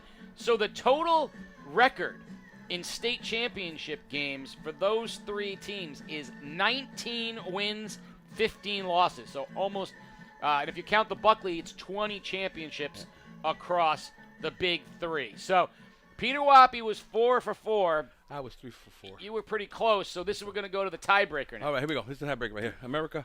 And I'm not going to tell you if you're right or wrong. Okay. Until you fully answer the question, and then you'll know how many of them you got right. I will tell you that across the United States, there are 5 high schools that have the nickname of Whalers. Oh. 5 in the country. Think about that. There's only 5 in the country that have Whalers as their mascot. How many can you name? Peter Wappy, you go first. Give me 5 names. This is across the country. Across the country. New London. That is correct. And I'm going to because that's the only one I'm going to tell you because you know that one. New Bedford. Okay. Let's see. Nantucket High School. Okay. He's a guru, America. He's a guru. 2 more guesses. I know there's a New London High School in Wisconsin. You don't get to weigh in yet. No, not yet. Okay, cool. Don't help him. Save it for your. Don't be giving help. Save it I for yourself. I'm trying to jump in here. No jumping in. This He's is got Peter 2 more to Wappy, the guess. guru right now. Look at him, how focused he is. The intensity of finding the answers. We got 3 out of 4 so far. No, you don't know if those are right or not. Oh, I have a funny feeling. I just told him to give me 5 guesses. Oh, shoot. The only one that's right is New London. I'm not telling you. Right? Oh, okay. So I'm going to try to go somewhere in Rhode Island. Okay. Though I'm not confident in that at all. Let's go North Kingstown, Rhode Island. That's a solid guess. That's somewhere along the coast. And I guess we'll stick locally and say Martha's Vineyard. Fine guess. 5 guesses for you, Pasta. We stipulate New London Whalers or 1. Okay, we got the Whalers there. I'm thinking it says there's got to be a team in somewhere close by the coast. I don't know. I'm gonna say. Well, you said New London Whalers. I don't know. I'm gonna go with something in Rhode Island. I'm gonna go with Cranston West. I don't know if they're out there. All right. You know, just because it's a Rhode Island team. I don't know. I haven't heard anything from Massachusetts, but I could say probably Boston High School because I think Boston might be a Whaler there. All right. So I know there was Boston High School. A friend of mine went to Boston High School. Let me see what else. I'm going to like the Chesapeake Bay or like a Virginia team. Okay. I'm going to go with Virginia Beach. All right, that works. And last but not least, let's go to somewhere in the West Coast. I'm going to go with Polytech. There's a big whaling tradition out west, you think? You okay. never know. You never know. All right, so New London High School is correct. They are the whaling capital of the world. But right on their heels, as the whaling capital on the East Coast, New Bedford High School in Massachusetts. America, New they talk Bedford to each other, are the America. whalers. And you can't name New London without New Bedford. Similarly, staying on the East Coast, the small island of Nantucket. Nantucket High School are, in fact, the whalers. Peter gets the first 3 correct. Now, from there, the school is actually in Sag Harbor, New York. Pearson High School in Sag Harbor, New York is the one I did not know. I had not heard of. And the other one I did know. You guys got to think into you got the right idea trying to be in the East Coast, but there's one other location in this country that has an incredible whaling tradition. Cape Cod. That's Alaska. Alaska. Where the native tribes, the Inuits, and the other tribe in Alaska, and it is actually, I'm going to give Peter the chance to pronounce that name. Utkavik. Utkavik, Alaska. Utkavik, Alaska. Listen, you would never spell it right, Utkavik, America. Alaska. Even the young kid from the spelling bee would mess that up right there. So, Pasta, you said Cranston West. Yeah. Fun fact from the chat today, Cranston West, their colors, black and red, their mascot. The Falcons. The Falcons. Ha! And they used to play the Falcon Bowl against Fitch. You see the parameters? And do you know whose link is to that team? Joe Salamino. Wow. Joe Joey. Salamino coaching. That's right. The Cranston team he coached. I have a Cranston Falcons football hat, courtesy of Joe Salamino. And finally, last but not least, there is a New London in Wisconsin. Yes, but they're not the Whalers. I know they're not the Whalers. Shout out to the New London, whatever they may be. So that's your 3 pounds of pasta brought to you by Paul's Pasta. Welcome to Paul's Pasta Shop, 223 Thames Street in Groton, where every bite is a taste of tradition. From our homemade pasta to our sauces, we're passionate about bringing the freshest ingredients to your table, serving your favorite Italian dishes since 1988. Visit our website at www.paulspastashop.com. You can call in your orders at 860-445-5276 and follow us on Instagram at Paul's Pasta.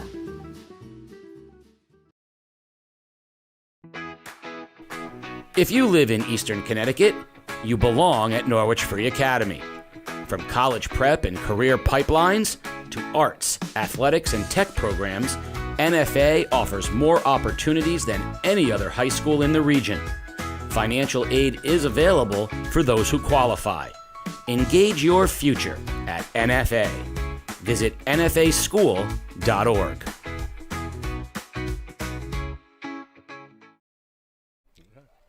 We are back. Second half action about to begin. It's a 30-0 Fitch lead here at halftime. The Whalers will be kicking off, and the Falcons will have the first possession of the second half as we are heading towards the potential running clock in the second half. And as we go through this second half, we will continue to do our best to keep you up to date on new players coming into the game. We're going to talk a little bit about last night. But I'm going to start off the second half with an apology to our man Mello. Yeah.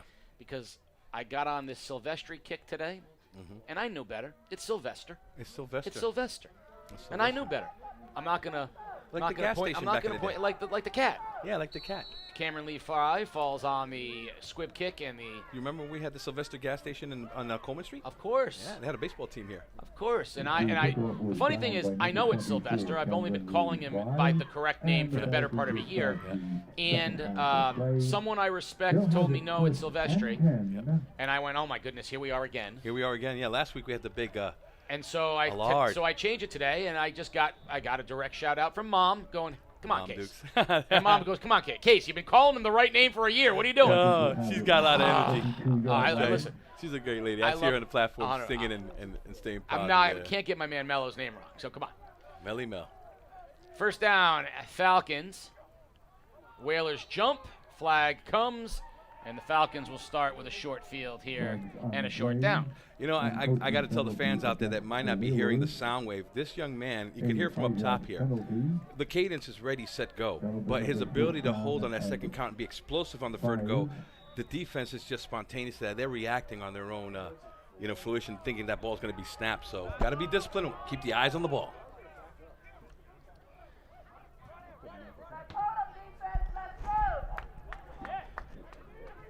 Bussey on the dive, and the Whalers defense right there on the spot.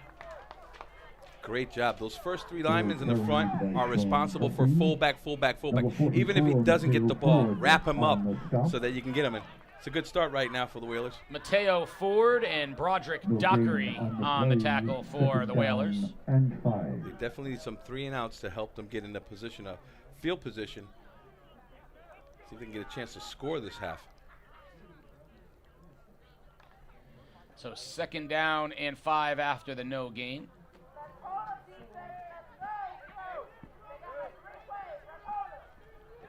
Again, dive, and again, nothing there. And the same duo getting in the mix. This time, it was Xavier Bryan leading the charge. But again, Ford and Dockery, it was a good job by the interior of the line. It'll be 3rd and long now, 3rd and 6 for the Falcons. Yeah, you never give credit to those 2 big interior linemen, the 3 technique and that 1 technique. Those guys are holding up the double teams, allowing these small, kind of elusive backers to fly around and make plays there. Big play right now for the Whalers. I feel like the Falcons have been in this spot a few times. They've gone to that wide pitch to Spader when they've needed this down and distance. There they go wide. There's the pitch to Spader. This time, the Whalers got some penetration in the backfield. That looks like Maddox Moore on the wide side. Woo! Got in and blew up the block, and it's going to be 4th and 4. Kind of attitude that I love about the Whaler defensive tradition. Oh, we got the flag up in the air. We're going to get the flag, and we'll see who that goes against, because either way, that's tempers that are unnecessary. Unnecessary. Words exchanged. You know, we don't hear it, thank God, but when those flags go about 15 feet up in the air, it's no bueno. Unsportsmanlike. And that's going to be an automatic 1st down, and that's a young Whaler team just doing – that's the kind of thing that will drive a coach crazy, but this is also a learning time. If, you know, you're young and you guys aren't good enough, and you're going to keep getting better. Yeah. And your time's going to come, but you can't mouth off because that'll be a 1st and 10 for Fitch. You got to know better. You got to have some maturity that will come with as they play. 1st down, Falcons. Carter keeps it himself and gets 4 yards before he's hit and brought down. 2nd and 6 for the Falcons, as we are deep into the season. And this New London team has had its ups and downs, but those are the kinds of things that coaches will come back to, and you know, really got to make sure it's a learning lesson for the young team. Carter tosses left. McBride gets to the outside, has a 1st down. He's shoved out of bounds by Dixon, but not until the chains move.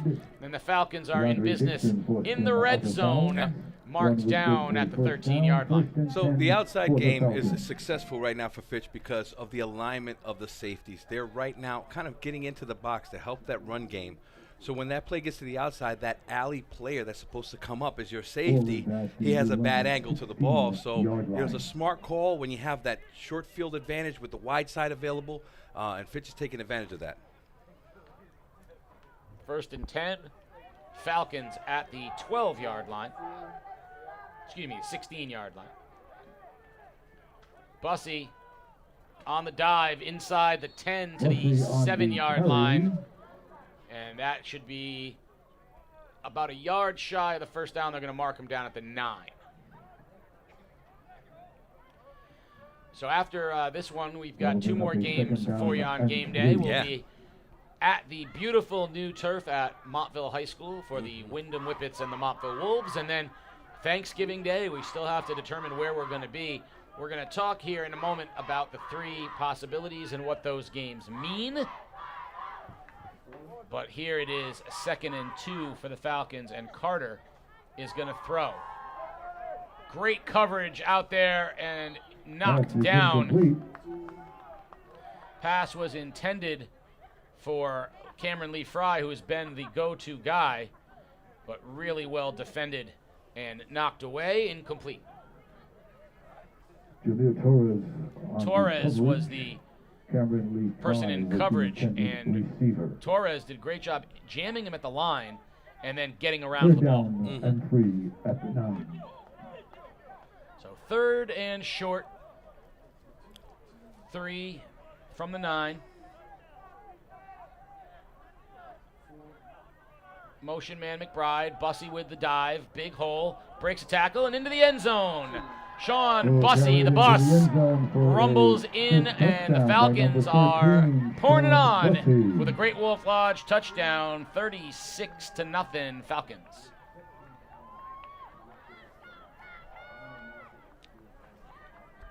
Great offensive series for the Falcons here as they used all their plays and giving it to the fullback probably 4 times in that series to dominate. But that penalty was very tough because New London had him in a 4th down and long, and yeah, those penalties are going to be a teachable moment with Coach Ruffin and his crew. Hey, there's your favorite offensive formation, Casey. I know your head's bobbing and you're feeling a little flustered, but the muddle huddle. The befuddle huddle. The befuddle. Good snap, good hold. Godwin's kick is up and good. Oh, what a kick. With 8:43 remaining in the 3rd, it is 37-0 Falcons. Let's take a look at the speed, power, and vision of Sean Bussey. Well, the inside run game, the linemen pick up and match up man for man. Bussey actually escapes from that first guy, and the safeties and corners were not even there. You know, they probably read something different there, but yeah, great run by Bussey. Fullback's dominating now. So looking at last night's action across the ECC, Killingly put up what was the first surprising score.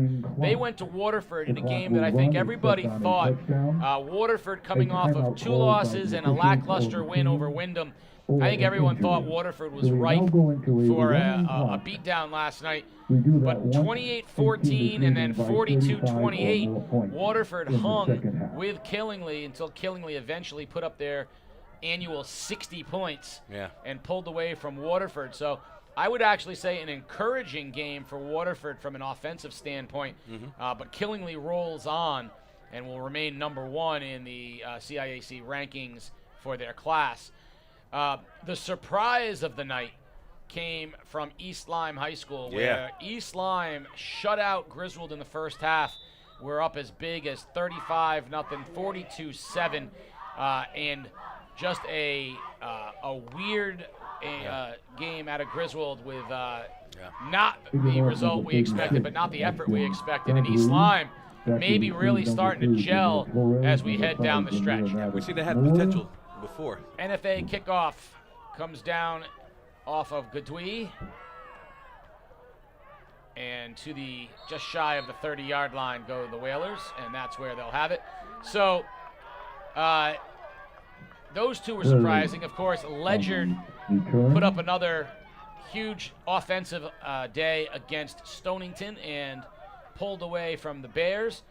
And Ledyard is now, I believe, when the math gets done at the end of this weekend, Ledyard is likely already qualified for the postseason. And that game on Thanksgiving against Fitch might only be for their seed. It may not be to get in or not. Right. First down for the Whalers.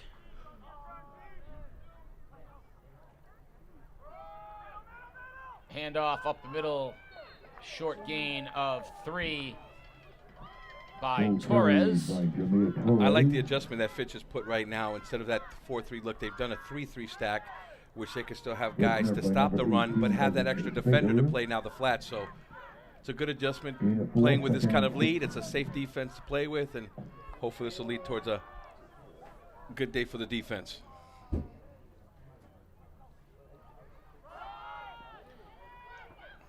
Toss, not much there for Torres. He's still on his feet. He wants to know why the whistle. Torres was so close to running, but you're right. That was a dead ball. The referee thought he was not advancing, so the whistle was blown. 3rd and 4. So that Waterford East Lyme Thanksgiving Day game, which is likely not for playoff implications, but for pride. Both teams can say they're coming off of an encouraging effort.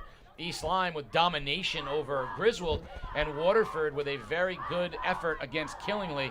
Should make that a very interesting game I don't believe Waterford or East Lyme can catch the playoff spots, but that game, of course, one of the great rivalries. Middle screen, first down, nicely designed to Dixon. He'll get up almost to midfield. And the Whalers will move the chains. Yeah, again, New London does very well when you go perimeter passing, screens, and those inside running games. You can really do quick hits. If they can mix that up and coordinate it to positive yards, you can get into a scoreboard here. Yeah, when you got a young quarterback like Mello, you want to protect him as best you can and get the ball into your playmaker's hands early. He's got the arm strength, and he's going to develop into someone who can throw the football down the field. I don't think there's any doubt that as he matures, he'll be able to do that. But right now, get it into the hands of the playmakers early. Like that right there. Incomplete, off the hands of Jaden Russell, another freshman. Again, freshman to freshman there. So looking at Thanksgiving Day, Fitch probably needs to win that game against Ledyard to get in. And Ledyard might already have qualified, so that game might only matter to Fitch as far as getting in. But there's a chance, according to Mike DeMoro, that the Falcons could get in even with a loss on Thanksgiving Day, finishing 5-5. Really? Because there's so many teams bunched around that 8 spot. Oh boy, Lord have mercy. Sylvester gonna throw on second down, over the middle, has a man, complete, first down to the 40-yard line. Nice throw, catch made by Rosa, and it'll be a first down for New London. Great job. I like what he was doing there was that pocket presence. He realized he had good pass protection. He was looking at that linebacker that he needed to read, and as soon as that break from the receiver, he threw that ball with confidence. That's going to be the one we're going to be seeing a lot. That's going to be positive, as well as his little screenplays. Sylvester, throw again, short pass, in and out of the hands of Dixon. He was turning to run before he made the reception, and it'll be second down. So you're looking at Waterford East Lyme on Thanksgiving with no playoff implications, but a very good rivalry. You're looking at Fitch needing to win to get in, most likely. Ledyard probably playing for a seed and already in. And then the other game we're going to talk about is New London and NFA. But second down, Sylvester's going to throw. Over the middle, tipped and incomplete. It'll be third down. NFA, after a shutout over Wyndham last night, appears to need to beat New London on Thanksgiving Day, and they should get in Double L as the number 8 seed. New London obviously will be out of the mix for a playoff spot, but would be competing for pride in the oldest high school football rivalry. So on Thanksgiving Day, you could have Waterford and East Lyme, no one can get in. New London and NFA, one team can get in. Fitch and Ledyard, 2 teams could get in. As the third down pass from Sylvester off the hands of Dixon, incomplete. You know, one thing I do want to mention that you said there perfectly, brother, was that the Ledyard Fitch couldn't have a balance of action or non-action. But this one thing that keeps it glued is the battle for the sword, and being part of that experience and winning that sword takes great pride. So we'll see how that comes about in that game. Well, I think we've done the Ledyard Fitch game a lot in recent years. We've got a chance to really see that real good games rivalry, and they've been great. I also like that game because it might take an hour and 15 minutes. That's true. Sylvester to throw, fourth down, and it's off of Anthony Spader, the Fitch defender, incomplete, and Fitch will take over on downs at their own 40-yard line. Yeah, I think that was a route adjustment. Mello was talking to him right there. He should have been an out route that would work him toward the sidelines, and it didn't happen. First and 10 from your own 40-yard line. As Fitch takes over at their own 40-yard line, we want to give a big shout-out and congratulations to Jack Biggs and the East Lyme girls volleyball team, state champions. Imagine that, brother. Awesome. They lost their first game of the year to Ram and rattled off the rest of the season, though they did give up a set last night, which was unusual, beating a fabulous Bristol team, and they are state champions. So congratulations, Coach Biggs and the Vikings. Awesome job. Carter keeps it himself on first down. He'll get back to the line of scrimmage and not much else. The East Lyme boys, of course, lost in a unbelievable penalty kick game against Weathersfield in the semifinals. The Stonington boys will be playing for a state championship against Tolland in what should be an outstanding matchup. So good luck to them, but the East Lyme girls volleyball team bringing home the state championship. That's great. 2nd and 9, clock down minute and a half and ticking here as the Falcons lead 37-0.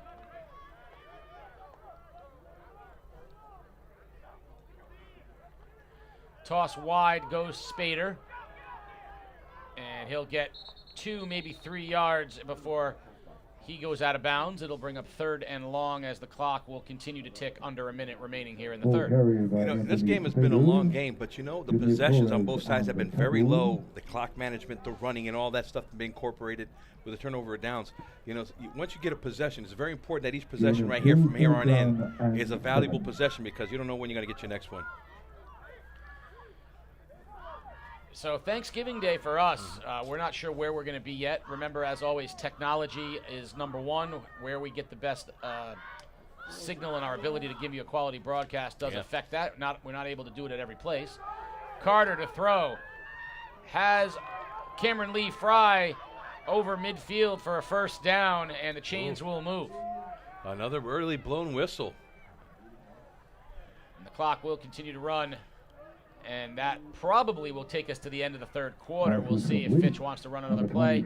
Doesn't look like they will. And we are at the end of 3. 37-0 Fitch. You're watching Game Day live on theday.com.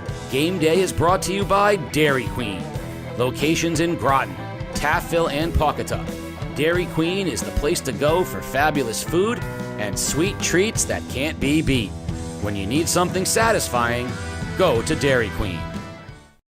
Tonight's player of the game is brought to you by Roberto's Log Cabin Restaurant. Nestled in the woods of Lebanon, Connecticut, Roberto's Log Cabin is the cozy rustic home of comfort food. Family owned and operated, The Cabin, as it's fondly known, offers a diverse menu of hearty fare from burgers to the best ribs in the state. So come check out the Hallway of History in the newly renovated tavern, sample the diverse menu, get your craft beers and cocktails, all while watching your favorite sports on one of their 10 TVs. Stop in, see Rob and the crew, and tell them Game Day sent you. Player of the game by Roberto's Log Cabin Restaurant. Fourth quarter about to get underway, 37-0 Fitch, as they have dominated this young Whaler team here at Canamela Field on a beautiful Saturday morning in November. We've been talking about last night's action as well as the upcoming Thanksgiving Day, and I'm going to pose a question to you and Peter Wappy after we get a break as dive goes to Gadui. Big hole, Ashton Gadui. Ooh. What a run right there. And the big fullback, the junior. Carried by number 36, Ashton Godwin. Tiago Rosa on the tackle. First down to the 35-yard line. So I want you guys to consider, I'm going to ask you in a moment, I want you to consider the following. Which game on Thanksgiving has the most significance from a practical standpoint, and which game on Thanksgiving do you think will be the most competitive of the games? Oh, that's a good one. Peter, you want to take over, Mr. Guru? Handoff by Godwin, another 8 yards on first down. I mean, the easy practical answer is Fitch Ledyard. Although I'm kind of interested in the story of NFA, you know, starting the season 0-3 and then playing for their first playoff berth in a few years on Thanksgiving. Most competitive feels like Waterford East Lyme. That feels like that could be an explosive game. Yeah. I agree with you on one of those. I think Waterford and East Lyme will be a great game on Thanksgiving. I remember one time it was only like a baseball score, but they took pride in that victory. I think Waterford won that time. But to me, again, I think you're right that the rivalry of New London and NFA, I haven't done that in my career here as an announcer. I'd love to see that. But Ledyard and Fitch does have some factors in that you could say it's a good game or a bad game. But for the most part, I think the sword will resemble that game. Again, I think my top dog I would like to see would be Waterford East Lyme.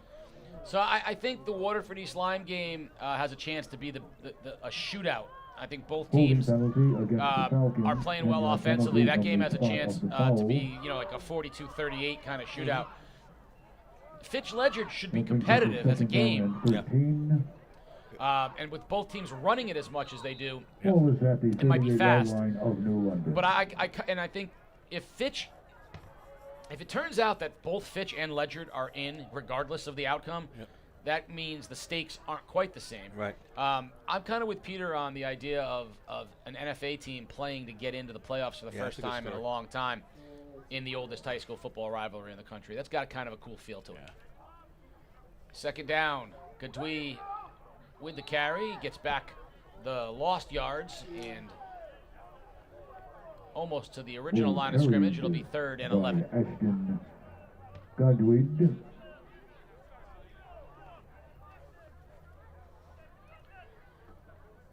Third down and 11. I am looking forward to seeing the beautiful new turf at Montville High School, and that's going to be nice.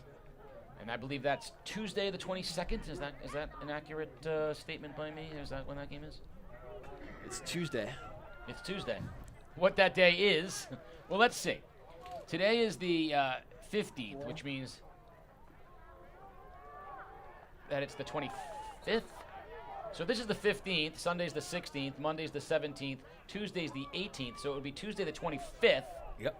And then Thanksgiving is is Thursday the 27th. Yep. So we will have Tuesday the 25th at Montville, and then Thanksgiving somewhere. TBA. Yes. The biggest TBA of the year. I could put you both on the spot and say, where do you want to go on Thanksgiving? But I don't know that we can answer that because there's actually a couple of like I said, there's a couple of practical technology things that need to be answered first. Where is the Ledyard Fitch game this year? It should be at Fitch, if I'm not mistaken, right?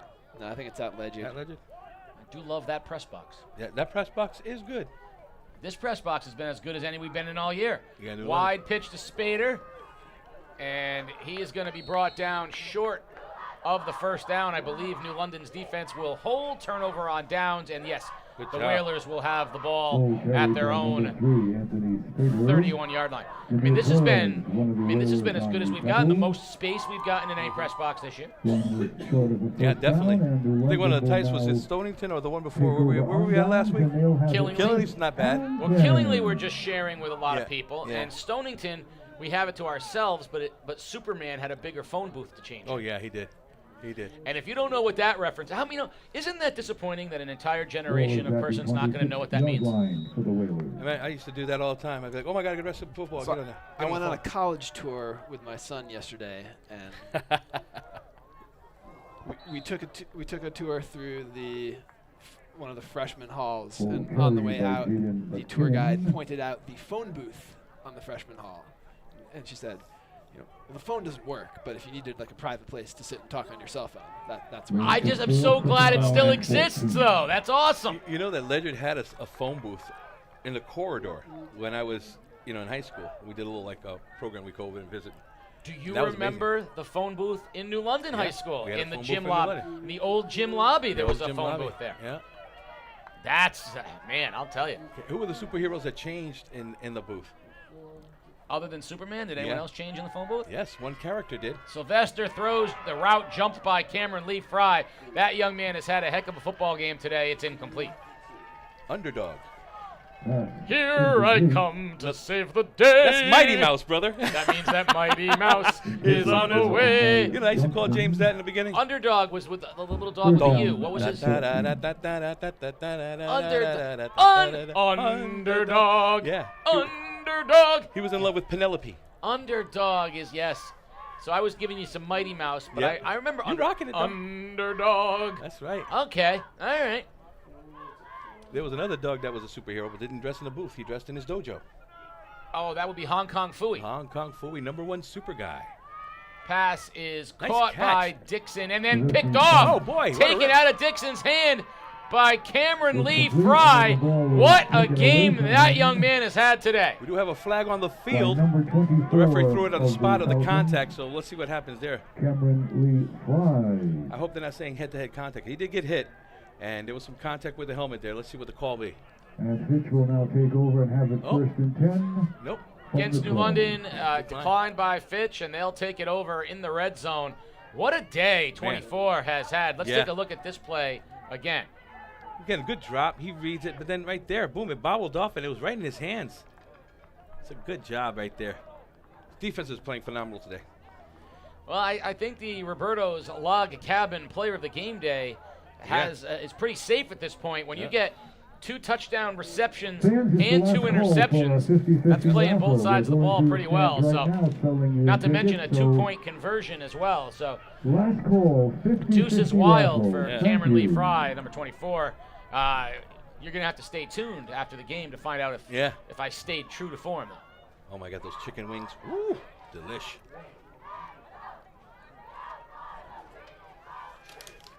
Gadwi gets the dive, and he puts the ball on the turf. And it looks like the Falcons fell on it, and they did. Justin Jimenez recovers his own team's fumble for the Falcons as the clock is now down under 4 minutes. So after the game is over, you're going to want to go to all of our social medias at Game Day CT for the big quad, the big 4, if you will. You're going to want to check out the Roberto's Log Cabin Player of the Game Day. You want to check out the Waterford Dental Health Coaches Interview. All with a smile. You're going to want to check out the Highlight Package brought to you by Messier, Massad, Burdick, and Associates. All that and then some. Handoff, Gadwi. Big hole, breaks a tackle. He's inside the 5. And, of course, the Core Plus Credit, Federal Credit Union doing business as Scient Federal Credit Union. Play of the game. You got it down, Keith. Play of the game. Play of the game right there. Oh, man. That used to be just a Scient sensational play. I believe in science. Timeout on the field. Timeout on the field. We'll take a quick timeout. 3:20 away. You're watching Game Day Live on theday.com. Every football fan knows no star player wins alone. It takes a full team to produce a win. And that's how the team of attorneys at Messier, Massad, Burdick, and Associates handle their cases. Voted best law firm by the readers of the day 6 years running, the attorneys at Messier, Massad, Burdick, and Associates work together, fighting insurance companies for you and your family. Insurance companies have teams of lawyers on their side, and you can too.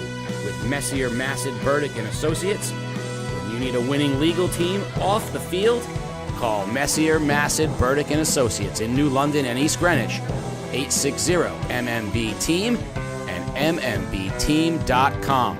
Why have one attorney when you can have a team? 3:20 remaining in the ball game. 37-0 Falcons on top with the football. 3rd and 3 with the ball at the 5-yard line. Bunch of new players in the game for the Falcons. The quarterback, Ben Gregor, the freshman. Gadwi, the fullback, has been getting the carries. This time, though, it's a toss wide right. And fighting for more yardage and getting close to the goal line, Jair Ross.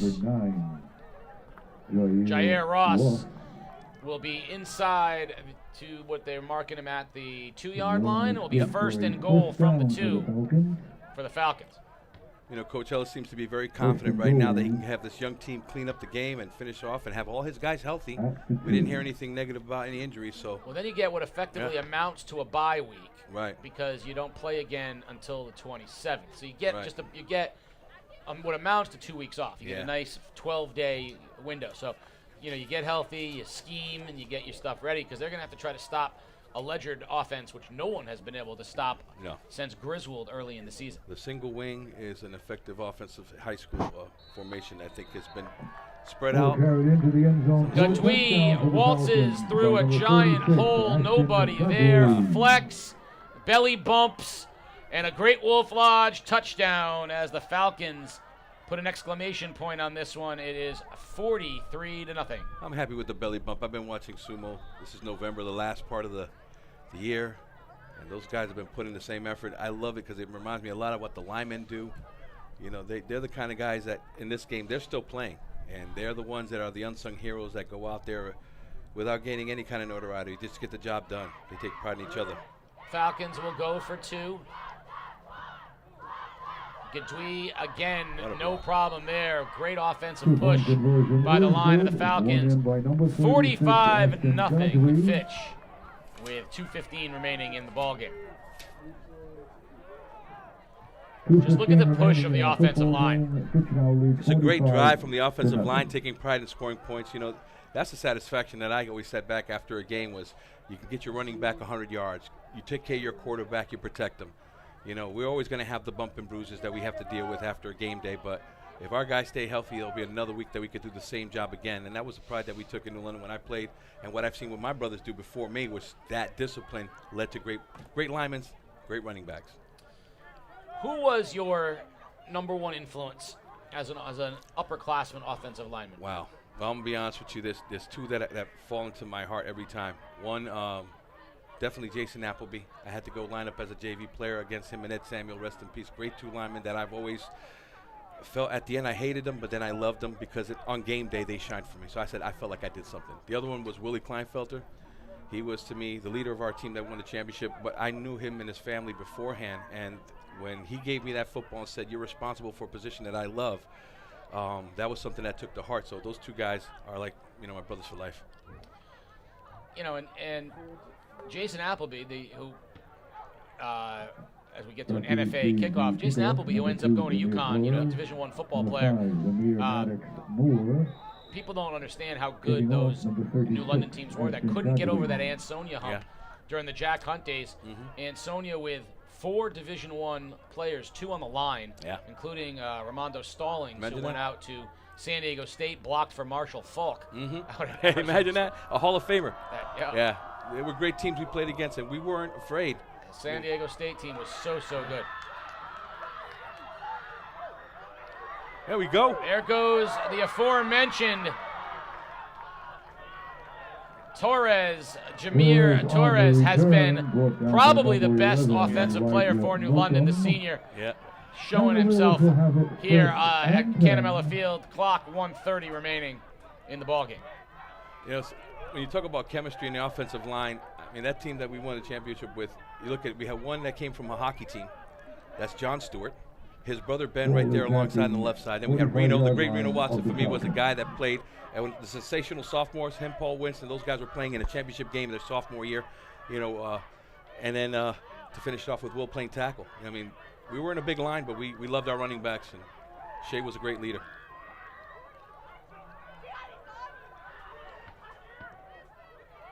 Handoff to Torres. He'll get a yard as the clock is under a minute. Saw both Stewarts at the Bunicor Vargas fundraiser golf tournament.